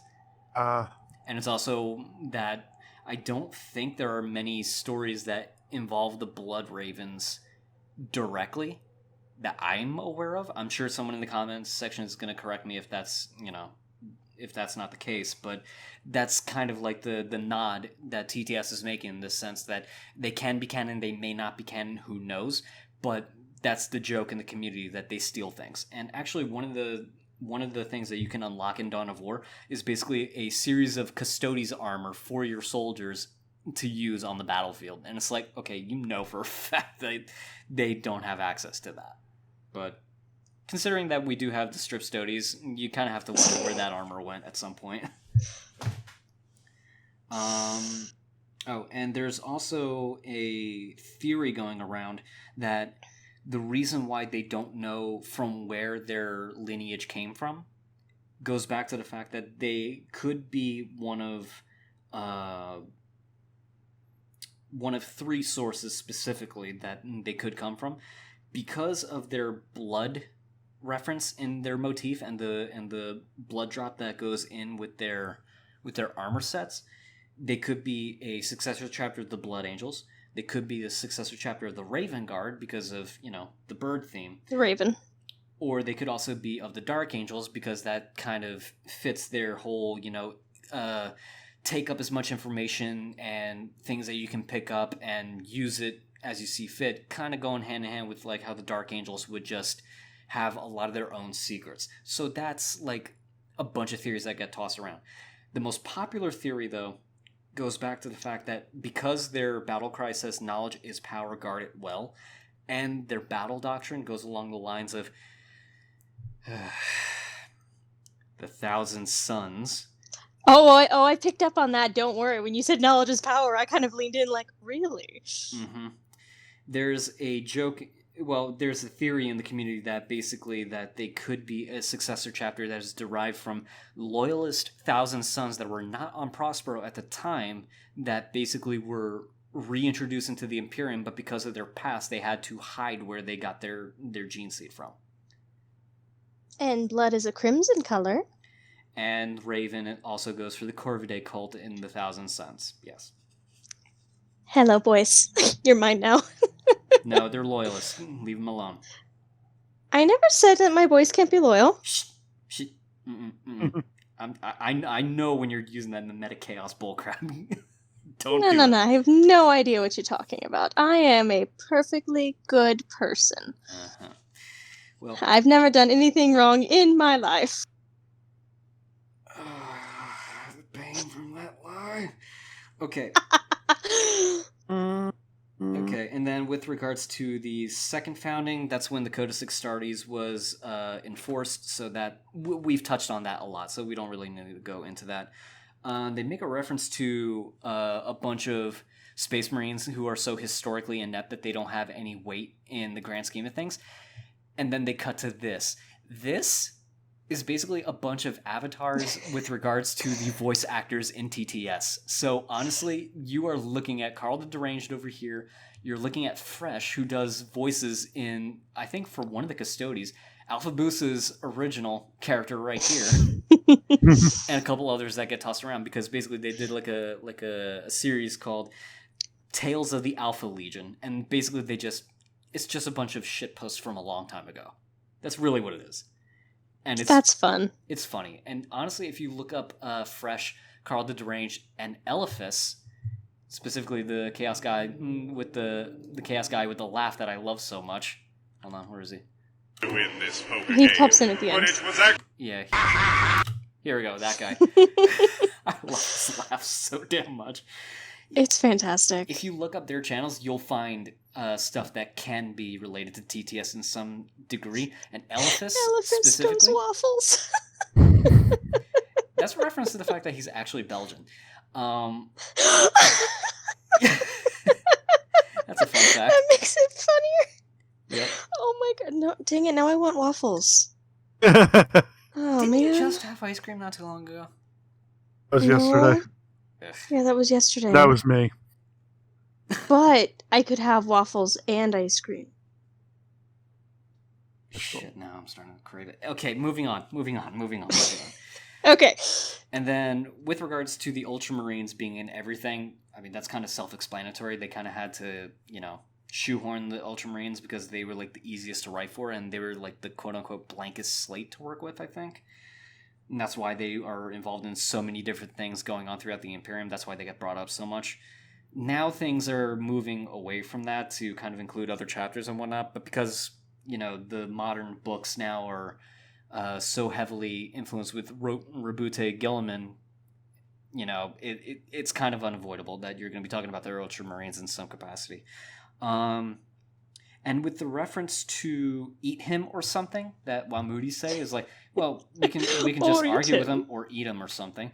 Technically, it goes back to the fact that the Custodes and Astartes, they have the ability to eat whatever they want in order to sustain themselves if they can't get their nutritional foam or whatever that they normally consume.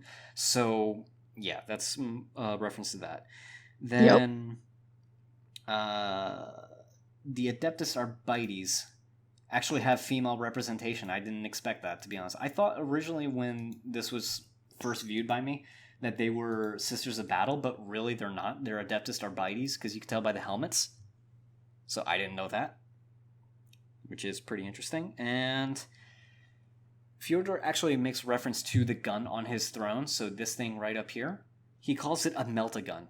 A melt-a-gun is basically an anti-tank weapon that essentially uses heat blast to melt metal super fast into molten slag. And that's just something that comes with his throne. This guy is really, really a big fan of burning people. Yeah. So, yeah, I think that's the long and the short for this episode. So, alright. And with that said, alright, so let's get into episode 11, and go.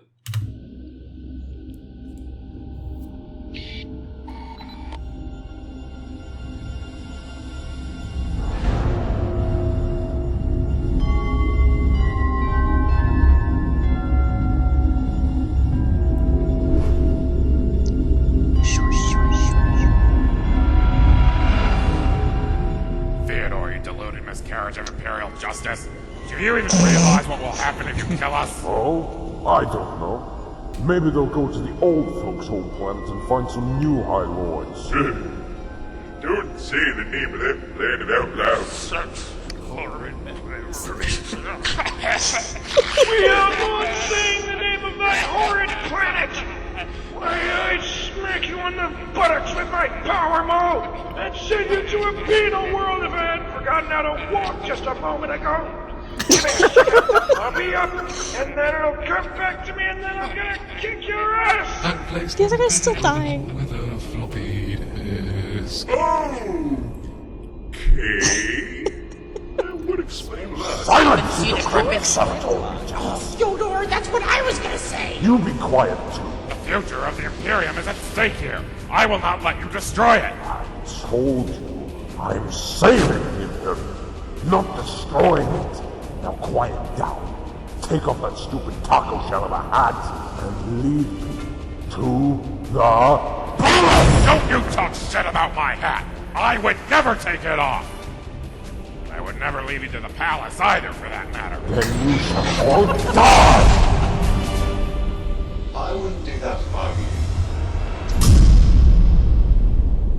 Hey, Fyodor, look! It's that giant walking banana that tells me to burn houses down and kill things! What? You're of the Adeptus Custodes. Explain your intrusion immediately. Indeed I am, and I have come here to deliver a message upon you. What you're doing is interfering with the Emperor's will, and it's also really damn stupid. Like, seriously, how dumb can you get? I like bananas, especially on a good old ice cream sundae. Or, was it Sunday?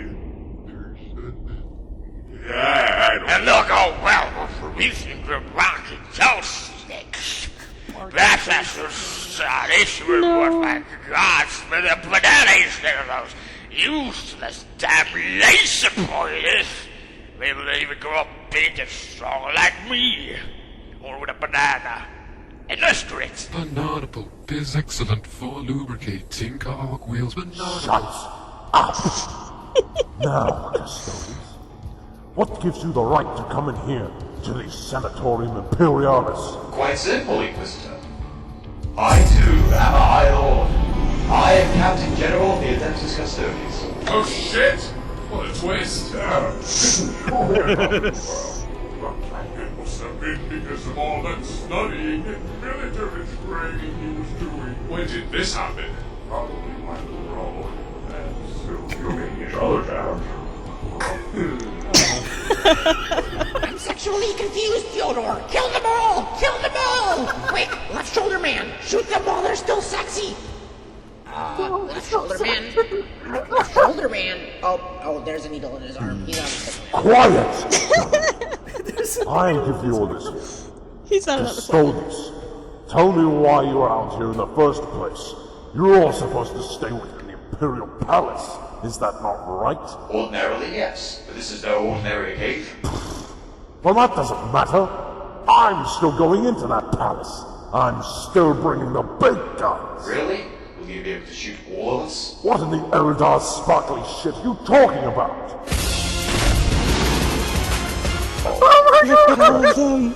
Hey, Fyodor, we're surrounded again. And this time by loads of half-naked men. It's like a ruddy ocean of bare nipples and bulging muscles. It's making me moist. Quiet. Dominique. I've come to make the announcement to you and everyone else here in this room. Through the amazing technology of the, second millennium or something, our Emperor is once more able to speak to us. Our glorious Lord can command us once again, and that is exactly what he slowly but surely has begun doing. Holy Emperor! He speaks! Is this true? The Emperor can talk again! Oh boy, now I can finally retire and eat up all those social securities checks like the worthless piece of shit that I am.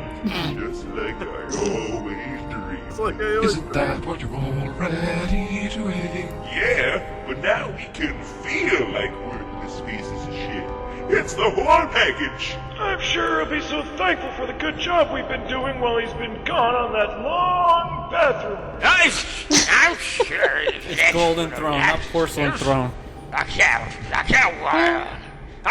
wait to talk to him. And that's the power of technology, kids. But, Captain General, why have you not told anyone of this before?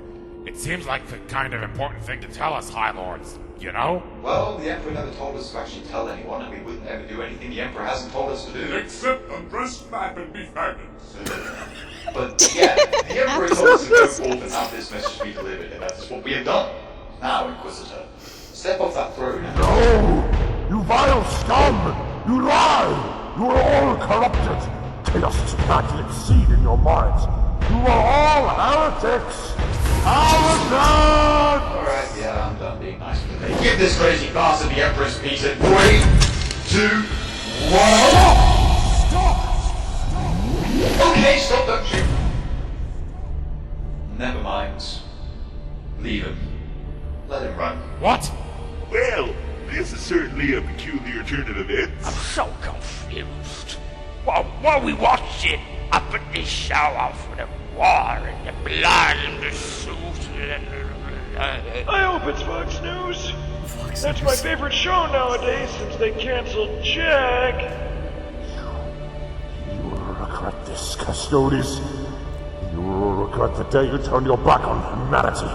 You may show me mercy, but do not think I shall reply in kind. I will have my vengeance, you filthy heretics! Fyodor, we should run! Be quiet, Dominique! With the Sounds like Squeak. He does.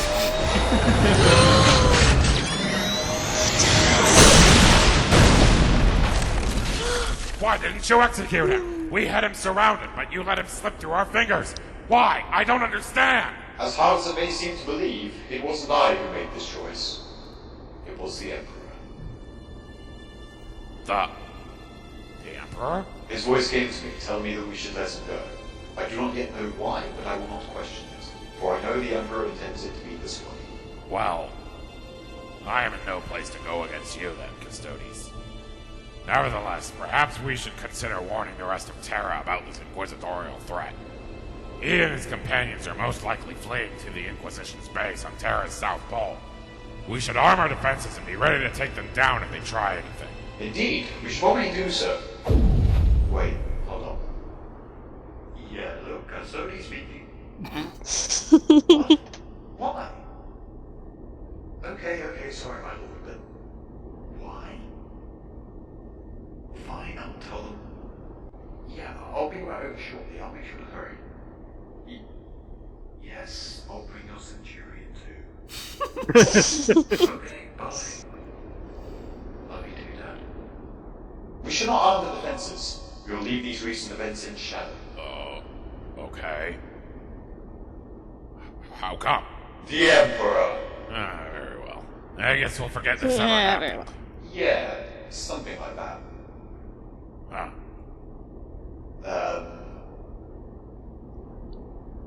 Slinks away. They just slide. I just realized. Well, nice to meet you at last, VCR. Yeah, you too. Keep up your sacred work in keeping the Emperor safe with care. And you keep us suppressing the truth for the masses. Oh, that's what I do best. Until next time.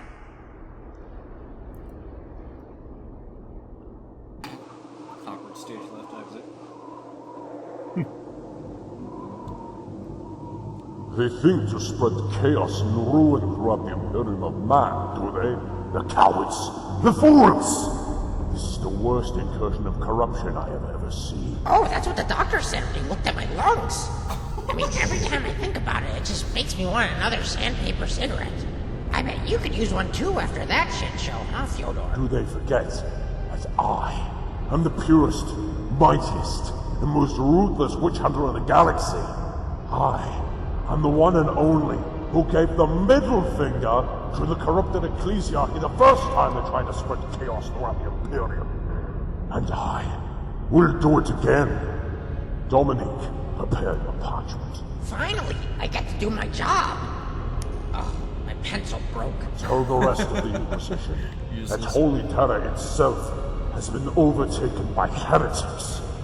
The ecclesiarchy, the High Lords of Terra, even the Adeptus Custodes themselves have been corrupted by the ruinous powers. Tell them that we need as many inquisitorial troops here as possible. Tell them we need those forces here yesterday. Tell them to bring everything. Fyodor, what do you mean everything? Oh, and what do you want on your hot dog? Everything! Emperor forbid, we may even have to take the final measure. Oh, that wasn't ominous. Not at all, right? Well, think about it. What's the final measure for the Inquisition? Bye-bye, planet. Well, this is boring. I sure wish I had fucking legs. I wouldn't ever have figured that talking to someone would leave you so bored when you can't do it. Especially when it's the only thing you can do thanks to your stupid son who put you on golden clandestine life support for the rest of forever. Psychology fucking sucks. I totally wish my fragmented soul and psyche could return to me in a functional body so I could fuck around with illusionary appearance shifting again. Doing that was the funniest shit ever, albeit screwed things up badly from time to time. But really, all I was doing was saving mankind in my own subtle ways. Like that one time I made myself look like a pale, non-special person, and challenged my son Vulcan to a game of catch the biggest fire drake, and then saved him from falling down a volcano, which was kind of ironic. Or that other time when I made myself look like a malnourished, parasite-ridden sheep herder, saved a shitload of people intending to bring them to a nice piece of land I found, opened up a rift in the sea that we could walk through because I could and be arsed to build a boat, and then wandered an 11-day distance for 40 years through the desert. Actually, that was pretty fucking embarrassing. Well, at least there was that other time when I stopped World War XVIII by poisoning the leader of the nationalistic ostrich forces. I am still not sure how mankind missed all those clear signs that the ostriches were behind all the ultra-conservative extremist shit that had been going on for so long. or when I spent 50-something years as an overweight, mentally unstable man-child creating grotesque crossbreeding products out of already existing fictional characters owned by different companies in the hope of having mankind realize that their ways are faulty so they would pick up the torch and head for the future rather than sitting idly by and engaging in pettiness, superstition, gluttony, and hatred for one another. That plan was genius. Too bad people were too fucking stupid to find the enlightening messages hidden in all those hollow recordings I made. Sigh. It was only a matter of time before I had to reveal myself, but sometimes I wonder if I shouldn't have gone and done it earlier. Then again, I don't think it matters. As to quote a certain indecisive demon, fuck. Things are going just as planned.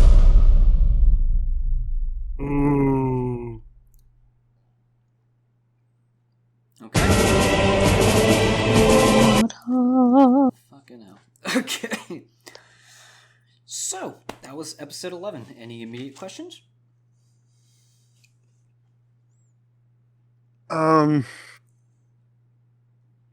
Okay.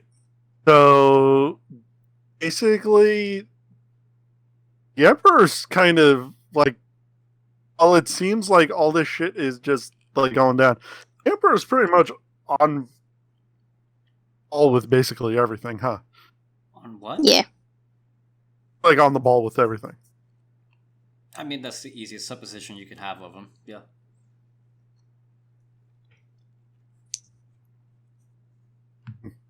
All right. Chelsea, any question from you? Well, I noticed when we saw all the custodies, there's some that we see later on, and I just noticed it this time around. I don't remember his name, but I saw him, that guy, actually, in the back. Oh, gosh. Now, because of spoilers, I will not go into what Chelsea's going on about in earnest, but I will I just say... love the fact that there's more than 3. No, there's like thousands of them. Is that right? 300 companions, and those are more than likely the 300 that's being spoken of, yes. I thought there were more in the palace than just 300. No, there are definitely more than just the 300, but I'm talking about specifically the 300 being the most likely candidates to being the naked ones in the palace. Yeah. But no, in terms of actual custodies, there are... It's a, 10,000 foot property? No, that's too small. It's an absurdly large space, and there's an absurd number of custodies guarding said space. Yeah. So there is more than... Yeah. While I don't have the exact number off the top of my head, hopefully I'll have it in the notes, specifically the custodies are an extremely large force in their entirety because they have to protect such a large imperial complex in order to do their job. So going on to what she means about the guy in the background. So remember when I was touching on the fact that I could not find anything with regards to the custodies stripping themselves of their armor in anything in terms of the lore or research that I did? Apparently, this is a model from first edition that actually shows a Custodes. So that is a Custodes from first edition Warhammer 40k from all the way back in 1989 or... yeah, something like that. Oh my gosh. So that's why he's there among all of the JoJo references that pop up into Arrest Fyodor Karamazov in this scene. Oh my gosh. Yeah, because if you look over here, we got Diavolo, we got Jonathan Joestar from the first season. Yes, I've watched JoJo, and I'm just going to leave it at that. So, yeah. Oh gosh. And it's... I'm sorry, Dominique's comment about, like, hey, we're surrounded again. This time by bare chests and ruddily nipples. It's making me moist. That comment. Oh, come on, Dominique. Or the part where James was laughing the most. Shoot them while they're still sexy. Left shoulder man. Left shoulder... Oh, there's Needle in his arm. He's on another planet. Okay, so any other questions? I will say there's something we should probably explain, because at one point, James made the comment that Dominique sounded like Squeak, and it broke me for a moment. Oh, that. Yeah. I'll let you explain that, Chels. We're nerds. That's evident by the fact that we're doing this. But on top of that, we play D&D, and we may or may not have somehow adopted a kobold that comes with us and talks in this high-pitched, squeaky voice, and he's now the squire to one of us. That's all I'll say. Yeah, a kobold that sounds just like Dominique, and it is hilarious. Honestly, I never drew that parallel until, that was mentioned. It's just like, oh god, no. And I adore Squeak. He just stays in the back, and he's just funny. I didn't have any kind of good analogies for this one. That was the best I could come up with. I'm sorry. No, it works. Okay, so if that satisfies the immediate questions, the only thing I'm going to touch on is very lightly, because there's not really much that can be gleaned from this. James, you now know, Kitten, the wonderful, adorable Kitten, is leader of all of the Custodies and a High Lord of Terra. Yep. Now in canon in the actual TTS. Yes.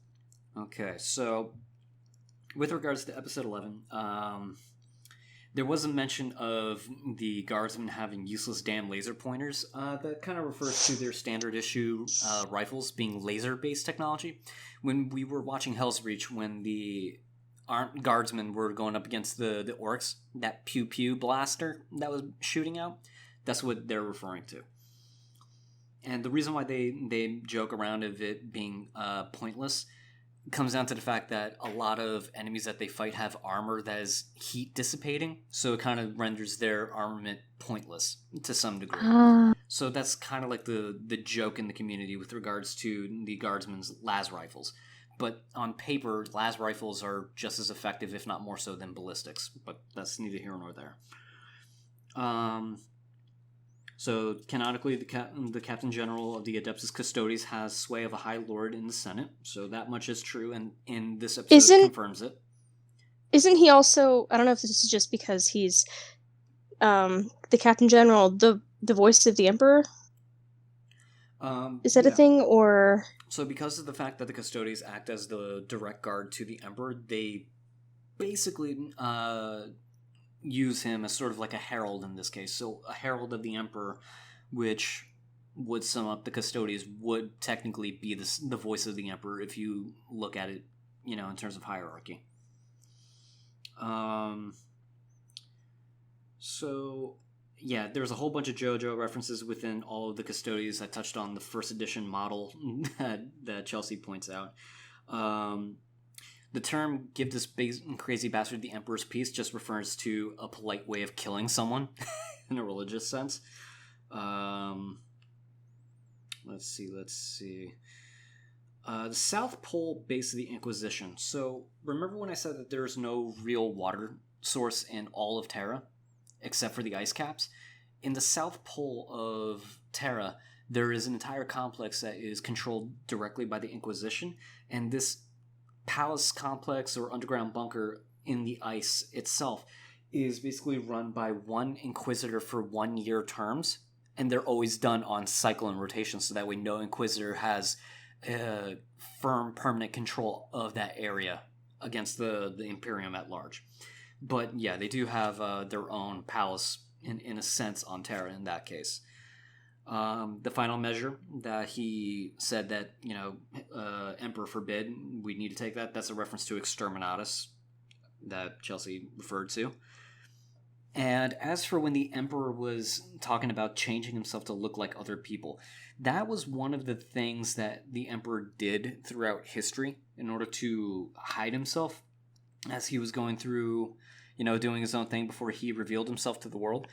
And in one case, when he found the Primarch Vulcan, he basically he did the same thing to Russ as well. I know that for a fact.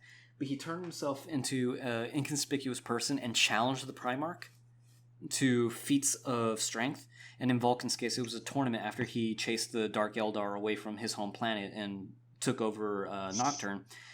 That basically they had to go find a giant fire drake and who can kill or bring it in or tame it, I don't remember. But eventually Vulcan found himself on the edge of a volcano, going to die, and the Emperor saved his life. And since then, Vulcan pledged to serve this mysterious man, but then it's revealed to be his father, and that's how Vulcan and the Emperor met. Yeah, so that pretty much talks about the Emperor's references to his transformations.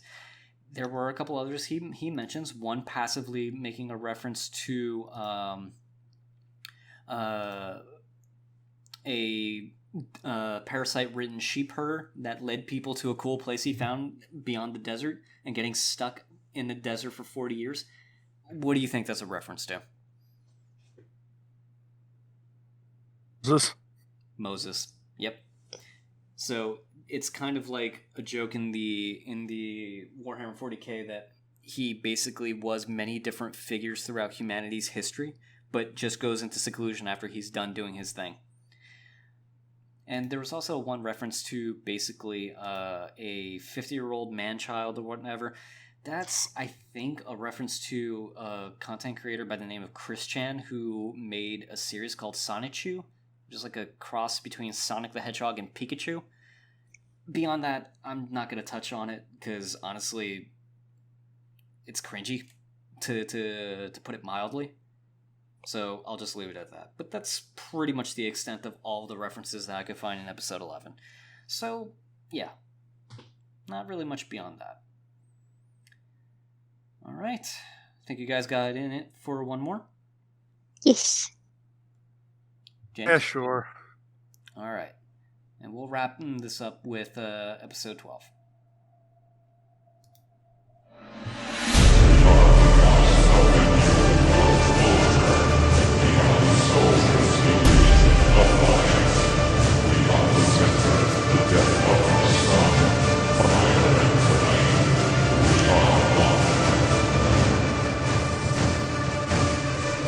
What the fuck was that? So, I didn't know you could contact people through telepathy like that. I was about to thank you for a job well done on stopping that Inquisitor, but then I remembered how headachingly retarded you are. Of course I can contact people telepathically. I'm the motherfucking Emperor. So why haven't you ever done that earlier? Like, before the text-to-speech device was implemented? I have you fucking Chiquita man. Quite a few times in fact. Oh, really? I haven't heard anything at all. Have you ever used telepathy? No, I haven't, sir. I'm not a psycho. I think. Then shut the fuck up about it. You're obviously not aware that using telepathy to communicate like that can be really straining on the mind. But my lord, aren't you the greatest psycho in the galaxy? Shouldn't a little bit of telepathy be like taking a casual killing stroll through a field of unarmed Eldar to you? It was easier in the past, when my psyche wasn't ravished to lunacy, and splintered by the endless agonizing torment I received from sitting on this throne. Slowly but surely I'm having my soul torn apart by the entropy of the war grinding against the powers of my mind, while my body decays in perpetual pain, and I'm being forced to live through every second of it. Endless torment, my lord? Lunacy? Your soul being torn apart? What? You don't have to remind me about what I just said, you fucking asshole. I'm not that senile just yet. I didn't know it was like that, my lord. I'm so sorry. Isn't it obvious? I've been sitting here on this fucking throne for 10,000 years, slowly rotting away while constantly powering the Astronomicon and fighting off the horrors of the warp at the same time. It's no walk in the fucking park, you dipshit. Just sitting still without moving for this long is horrible. Can you even begin to imagine the muscle cramps I have experienced? Also, my nose has been itching like a lawnmower ever since I was put here. It doesn't even exist anymore, but it just keeps itching. And I know exactly who to blame for it. Starrgal, I hate you and everything you stand for. But phantom itching is probably the best thing you ever invented.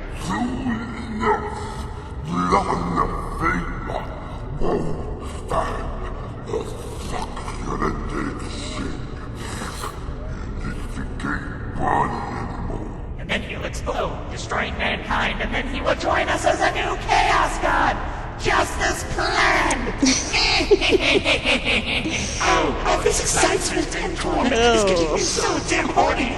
Anyone who Please, run to this chair next deep inside me and murder it as hard as you can! God. Whoa! Motherfucking cock biscuits stole my chain axe! Oh, my emperor. Okay, wow, that went somewhere I was not expecting. That's Slanesh. Truly our graceful guardian of our entire species. Thanks, I get that a lot. So yes, sitting on this throne for an extended period of time is absolutely grade A fucking awful. No wonder you use profanity all the time. Shut up, you fucking cockstogies, and my fucking nose is killing me fucking damn. I know, let's change the subject. Maybe that'll get your mind off it. Do it fucking fast. I'm feeling a giant warp storm incoming. So how about those trade legions, huh?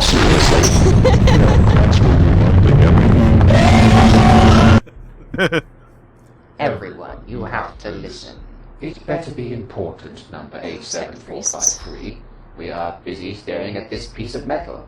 We've received absolutely technorific news. Ooh, did they move Toaster 6 stage today? Even better, they've found a new STC fragment on a planet right on the border of the Segmentum Solar, in the so-called Arroyor subsector.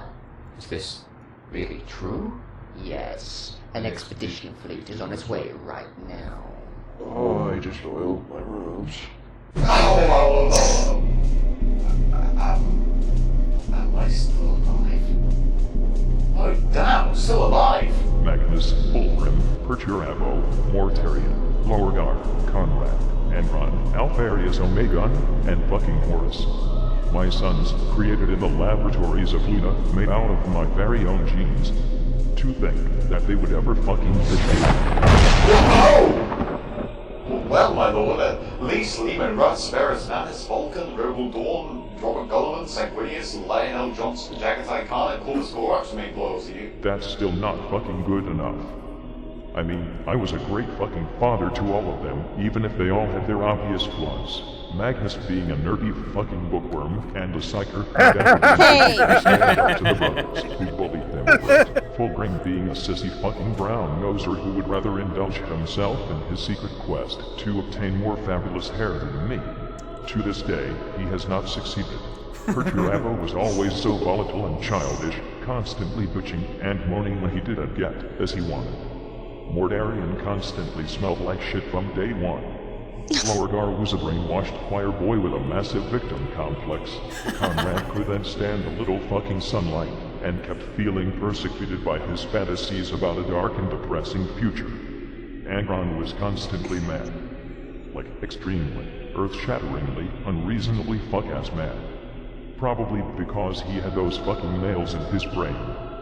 Alpharius Omegon had huge anonymity issues, and fucking Horus started off nice and friendly, but then he decided to stop trusting me when I left for Terra and became an edgy rebel instead, leading all traitor legions to Terra and then put me on this fucking throne.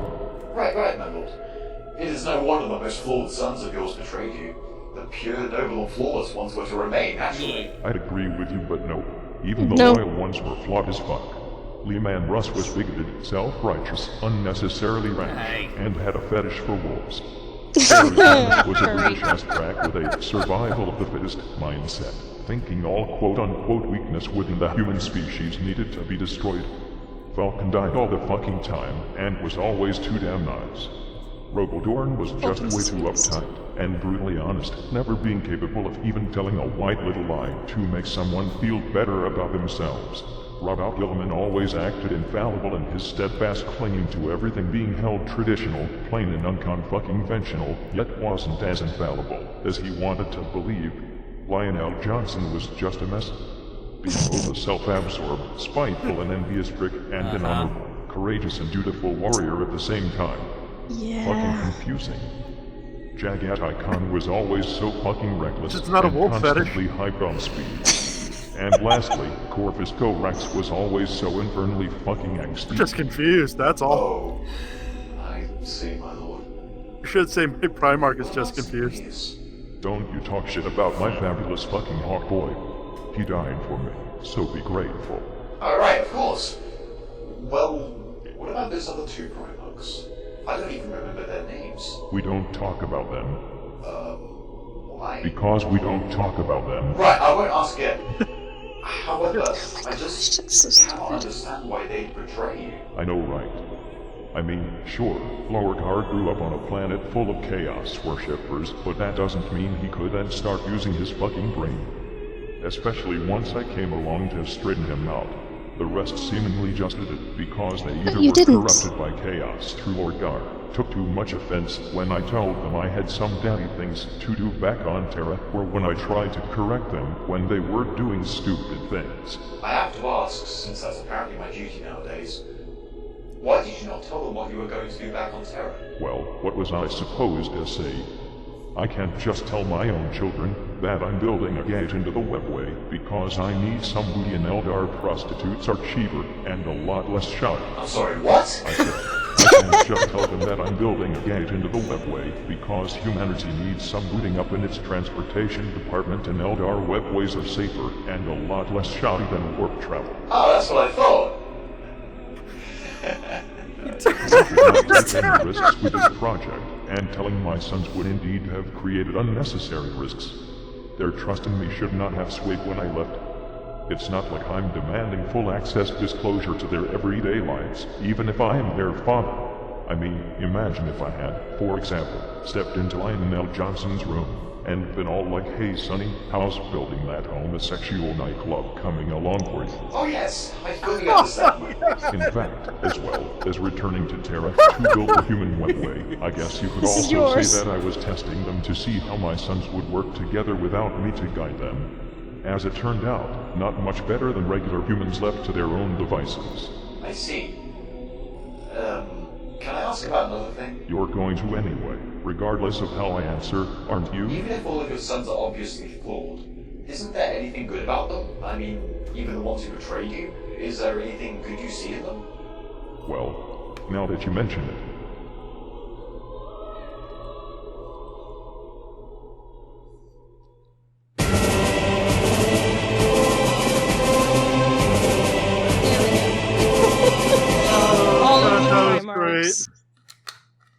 Oh boy. That was great. He just shit on everybody. Yeah, he really did. On everyone, yep. And there's just... I'm sorry, but the part with Magnus had me laughing. So Magnus liked knowledge. That is not bad. You say that, but I'm sorry. Better than Lehman Russ's overinflated ego. And a psyker. Says another psych. He's so hypocritical. Oh my gosh. And then talks about the crappy things about his sons that he never did anything to try to fix or help them with. He technically did. I mean, technically he set up Conrad Kurz to learn under Fulgrim. Should have put him with Sanguinius. Yeah, well, hindsight's always 20/20. So, no, the Emperor's just an asshole. Heresy. Anyway, any immediate questions, James? Did my Primarch ever build that nightclub? Not a question I expected, but... George, did you ever build the nightclub? Okay. So, with regards to Lionel Johnson's questionable swinging of one way or the other, so what that... Which I like to say now, pose no judgment. There is no shame in anything that regards to that. Continue. Okay. Hey, you do you, man. Well, exactly. Actually, this kind of goes back to how the Dark Angels actually were formed in the original 40K. And this is what was taught to me in this case. A while back, there was a codex that was called basically the Angels of Death, and in the Angels of Death tome, for first or second edition, I don't remember which, basically they referred to the Angels of Death, which was the start of the Astartes army group in this case, and they had divided them as Blood Angels and Dark Angels. Lionel Johnson is actually a direct reference to an English poet that goes by the name of Lionel Johnson. Hmm. And his most famous poem was actually called Dark Angel. So basically, he was inserted into 40K through this manner. And the reason why that kind of ties into the reference of, homosexual nightclub or whatever, this kind of goes back to the fact that Lionel Johnson actually did have... He was homosexual, but basically he repressed it a lot to the point that he basically became an alcoholic. And supposedly, the day that he died during the 1800s, he basically fell off of a bar stool and hit his head and died from a stroke, which was aggravated by his alcoholism and his, he went through some shit. I will say that. So that's kind of like the reason why the Emperor made that reference to Lionel Johnson, in this case, building a homosexual nightclub. And the reason why he also did that too is because in Nottingham, in England, there is a rather famous gay nightclub that is called The Rock. And the home of the Dark Angels is called The Rock. It's The Rock. Oh, that's clever. Wait, I have to ask now, because this a lot of knowledge that I was not expecting. Did you actually look this up and take notes for this? Yes, I did. All right, I'm impressed. Because I did not see that question. Impressed? I didn't see that question coming, so I wouldn't have thought to look that up. Well, let's say that when I saw it in this episode, I kind of had to take that moment. I'm like, is there something to this? And when I did the digging, yes, there was something to it. And to be honest, I'm kind of happy to have learned that little tidbit. It's actually kind of... Yeah, that's really cool. Yeah, it's a cool little thing that they threw in. So, yeah. That's why he said that about Lionel Johnson. And honestly, that's why it came out of left field the way it did. So, any other questions that come to mind?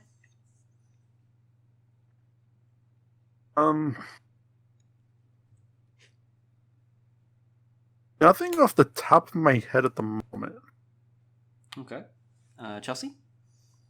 No. I mean, I just want to yell at him for his abuses of Primarchs, but... Never, ever being able to stand up to his brothers who bullied him. Yeah, James, so that was Zinch and Nurgle and Slaanesh. Yeah. And I'm gonna take a wild stab in the dark. The one who screamed, "Who stole my chain axe?" was Khorne. Correct. Yeah. Yes. Who stole my fucking chain axe? The worst person to have ever taken it is Slaanesh in this case. So, yeah. And then there's Nurgle and Zinch getting along, creating a phantom itch in the Emperor's nose. And everything is going just according to plan. Nurgle, I hate you and everything that you represent, but phantom itching is the best thing you've ever come up with. So, yeah, I did go into detail with regards to the Chaos Gods and their relationship with one another to you before, James, so honestly I don't feel it's necessary to really touch on that. So the one thing that is worth touching on with regards to this is basically what they call the Emperor. Nurgle refers to the Emperor as the Anathema. And basically the Anathema is what they call him in this case because he is the one who chooses to shun anything that is chaos related. So they kind of codenamed him Anathema in terms of that. If I remember correctly, the term Anathema is actually a reference to excommunication in some extent. But however... Is it? I thought it was just mystery. At least that's how I knew the word. The word is, as I learned it, basically is in reference to excommunication and shunning and pretty much turning away from. So it's basically to turn away from chaos, and that's why they call him that in this sense.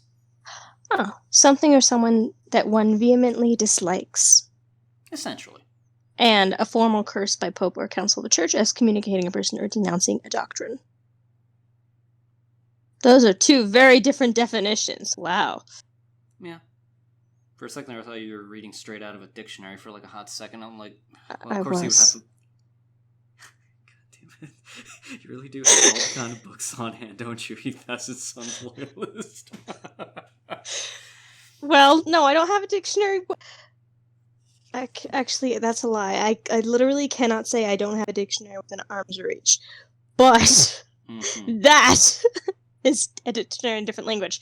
So I looked it up on online dictionary.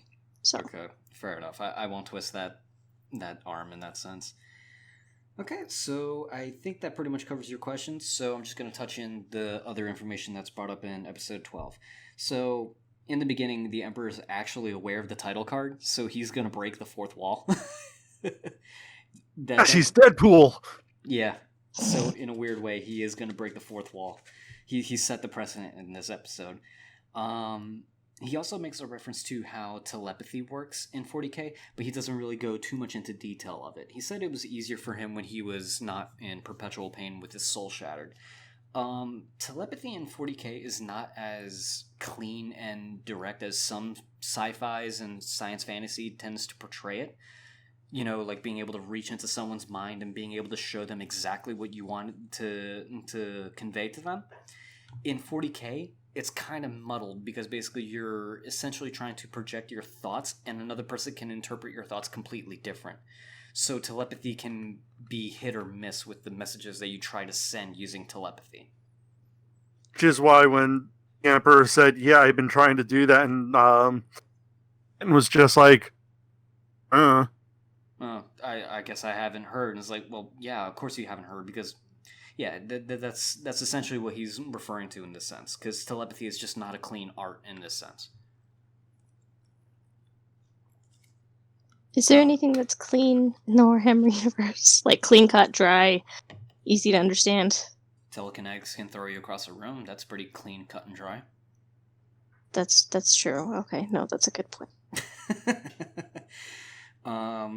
Okay, so the only other thing that's worth pointing out, so we did cut to a scene with Mechanicus of Mars, and they're basically just talking about, you know, staring at a piece of metal, but then they're talking about an STC that was discovered on the edge of Segmentum Solar. This goes back to the Mechanicus and what they actively search for above all else, which is standard template constructs. So STCs, what they are is basically a good way to describe it is, you know how like on a production line there are several machines that are built to do one thing, to build certain things? Right. An STC is essentially an entire assembly line, like a construct that is built to build certain machines.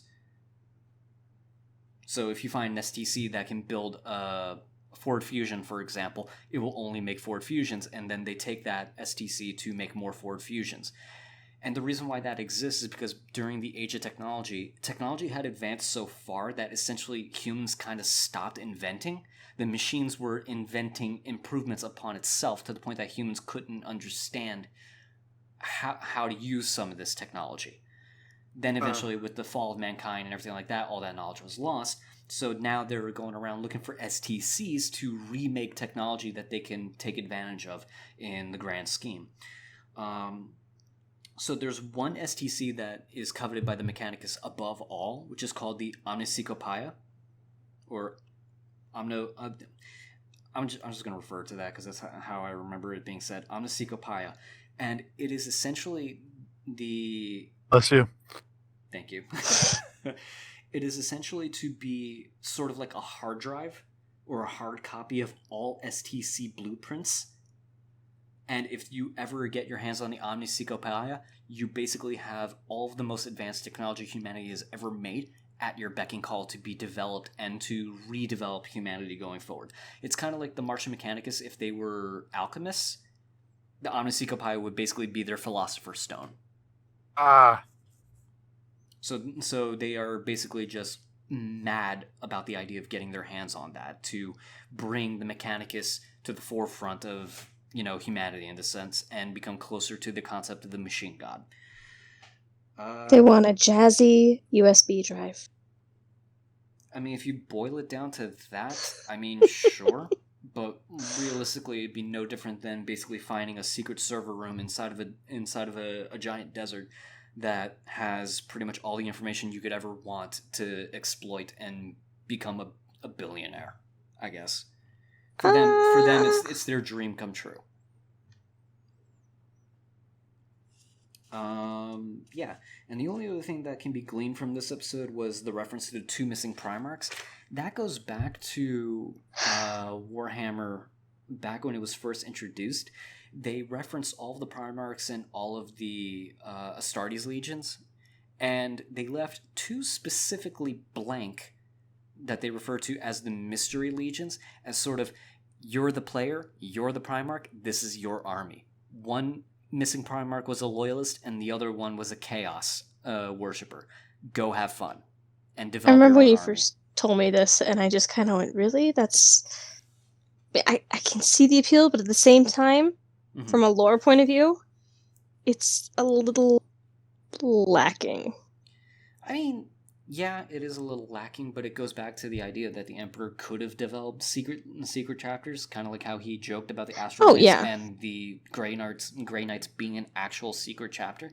So that's... Yeah, no, I can see why it was done in terms of the game, because, like, yeah, you can pretty much do whatever you want, which is definitely an appeal, because you can make your own army. You don't have to follow the rules of any existing Legionnaire chapter if you don't want to. Mm-hmm. And you can basically mix and match as you see fit. Yep. Yeah. Now, I was going to say it does make sense from that point of view, just for the simple fact of, again, it was a game. Yeah, it was a marketing spin. And plus also for the fact that, like, a lot of role-playing games do that to begin with, and just for example off the top of my head, in regards to, like, Fallout. Mm-hmm. The protagonist is always, obviously the character of the story. You have, you had the original Vault Dweller, the Chosen One, the Survivor, the Lone Survivor, the Courier.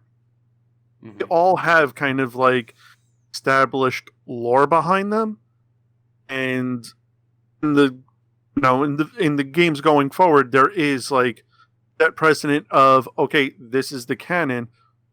You could do whatever you want with the character. Mm-hmm. And that's the perfect way of looking at the 2 missing Primarchs. Now, what they did with that after the fact, basically in the actual lore, when they actually refer to the 2 missing Primarchs, they pretty much just say something happened to them that essentially they had to be stricken from Imperial history, to the point that they have been forgotten by the Greater Imperium. The Primarchs themselves do remember them. And specifically in one's cases, him and his legion got destroyed. How? No one knows. But he did. Didn't Dorn kill one? I think there may have been an allusion to that, but really the one that was quote-unquote chaos was a traitor that Leman Russ was sent to kill. And that one was the one that Leman Russ and the Space Wolves were credited for actually successfully killing, and how the 6th Legion basically earned their title as the Emperor's Executioner. Oh, okay. I couldn't remember which of them it was. I thought it might have been Russ or Dorn, but okay. Yeah, I mean, it could have been a combination of the two. I don't really recall. I don't want those two working together. No, that's a bad idea. I mean, there are hard directions opposite of each other. Yeah, that could lead to some contention. But as long as Lehman gets his role on the front, he's going to be happy. So, but with regards to that, in the canon lore, Lehman has basically killed a Primarch, and he has wiped out an entire legion. And in Wulfsboi, he actually makes reference to that being a fact. And he said, with regards to killing, his brothers, he said, I've done it before, and we've also seen what I've done to the King of Prospero. So he says, it is what it is. It's part of his reputation, and he took his duty above all else. So that's just how it is. Meanwhile, the other one, we don't know what happened to him. He could have been loyal. He could have been just outright destroyed by an enemy Xenos threat. No one knows. But their history is gone. So that's the only thing that can be gleaned from that. And the Emperor's vehement going like, we don't talk about them, we just don't talk about them, it's because no one actually talks about them. So yeah, that pretty much sums up episode 12 in a nutshell, guys. Very, very contained. All right. So I think this was a good one to end off on. I agree. Honestly, yes. This one pretty much shed a lot of light on a lot, but at the same time was, more digestible compared to episode 9. Yeah, yeah. Although in this one, if you really want to look at it, all the Primarchs are named. Then, if we hadn't already previously talked about them to some degree, it'd be like, well, who's this? Who's this? Who's this? Yeah, I guess what I could do is maybe do like a one-off where I just kind of explain the Primarchs in their own contained way and give like maybe 1 or 2 stories with regards to each one, but that's gonna have to be for another day. So who knows? It'll probably be a future project, or maybe not. If anyone would be interested in that video, please leave a comment down below. Let us know. Okay, then do as they say, guys. You're just like, okay, this was my channel. They've taken over. Goodbye. Listen, I've accepted the truth for what it is. I mean, I'm introducing friends to it, and the friends are a part of the channel. I'm just going to take it as it is. So with all that said... We are one. We are one. 3 and 1 in this case. So with all that said, thank you guys for watching this episode of Introducing Friends to Warhammer 40k. I hope that you enjoyed our dive into If the Emperor Had a Text-to-Speech Device, episodes 9 through 12. And thank you again for your viewership. Thank you for subscribing if you have, and giving likes if you liked it. I hope all of you enjoy future content that's coming to the channel soon, and have a great weekend. Take care.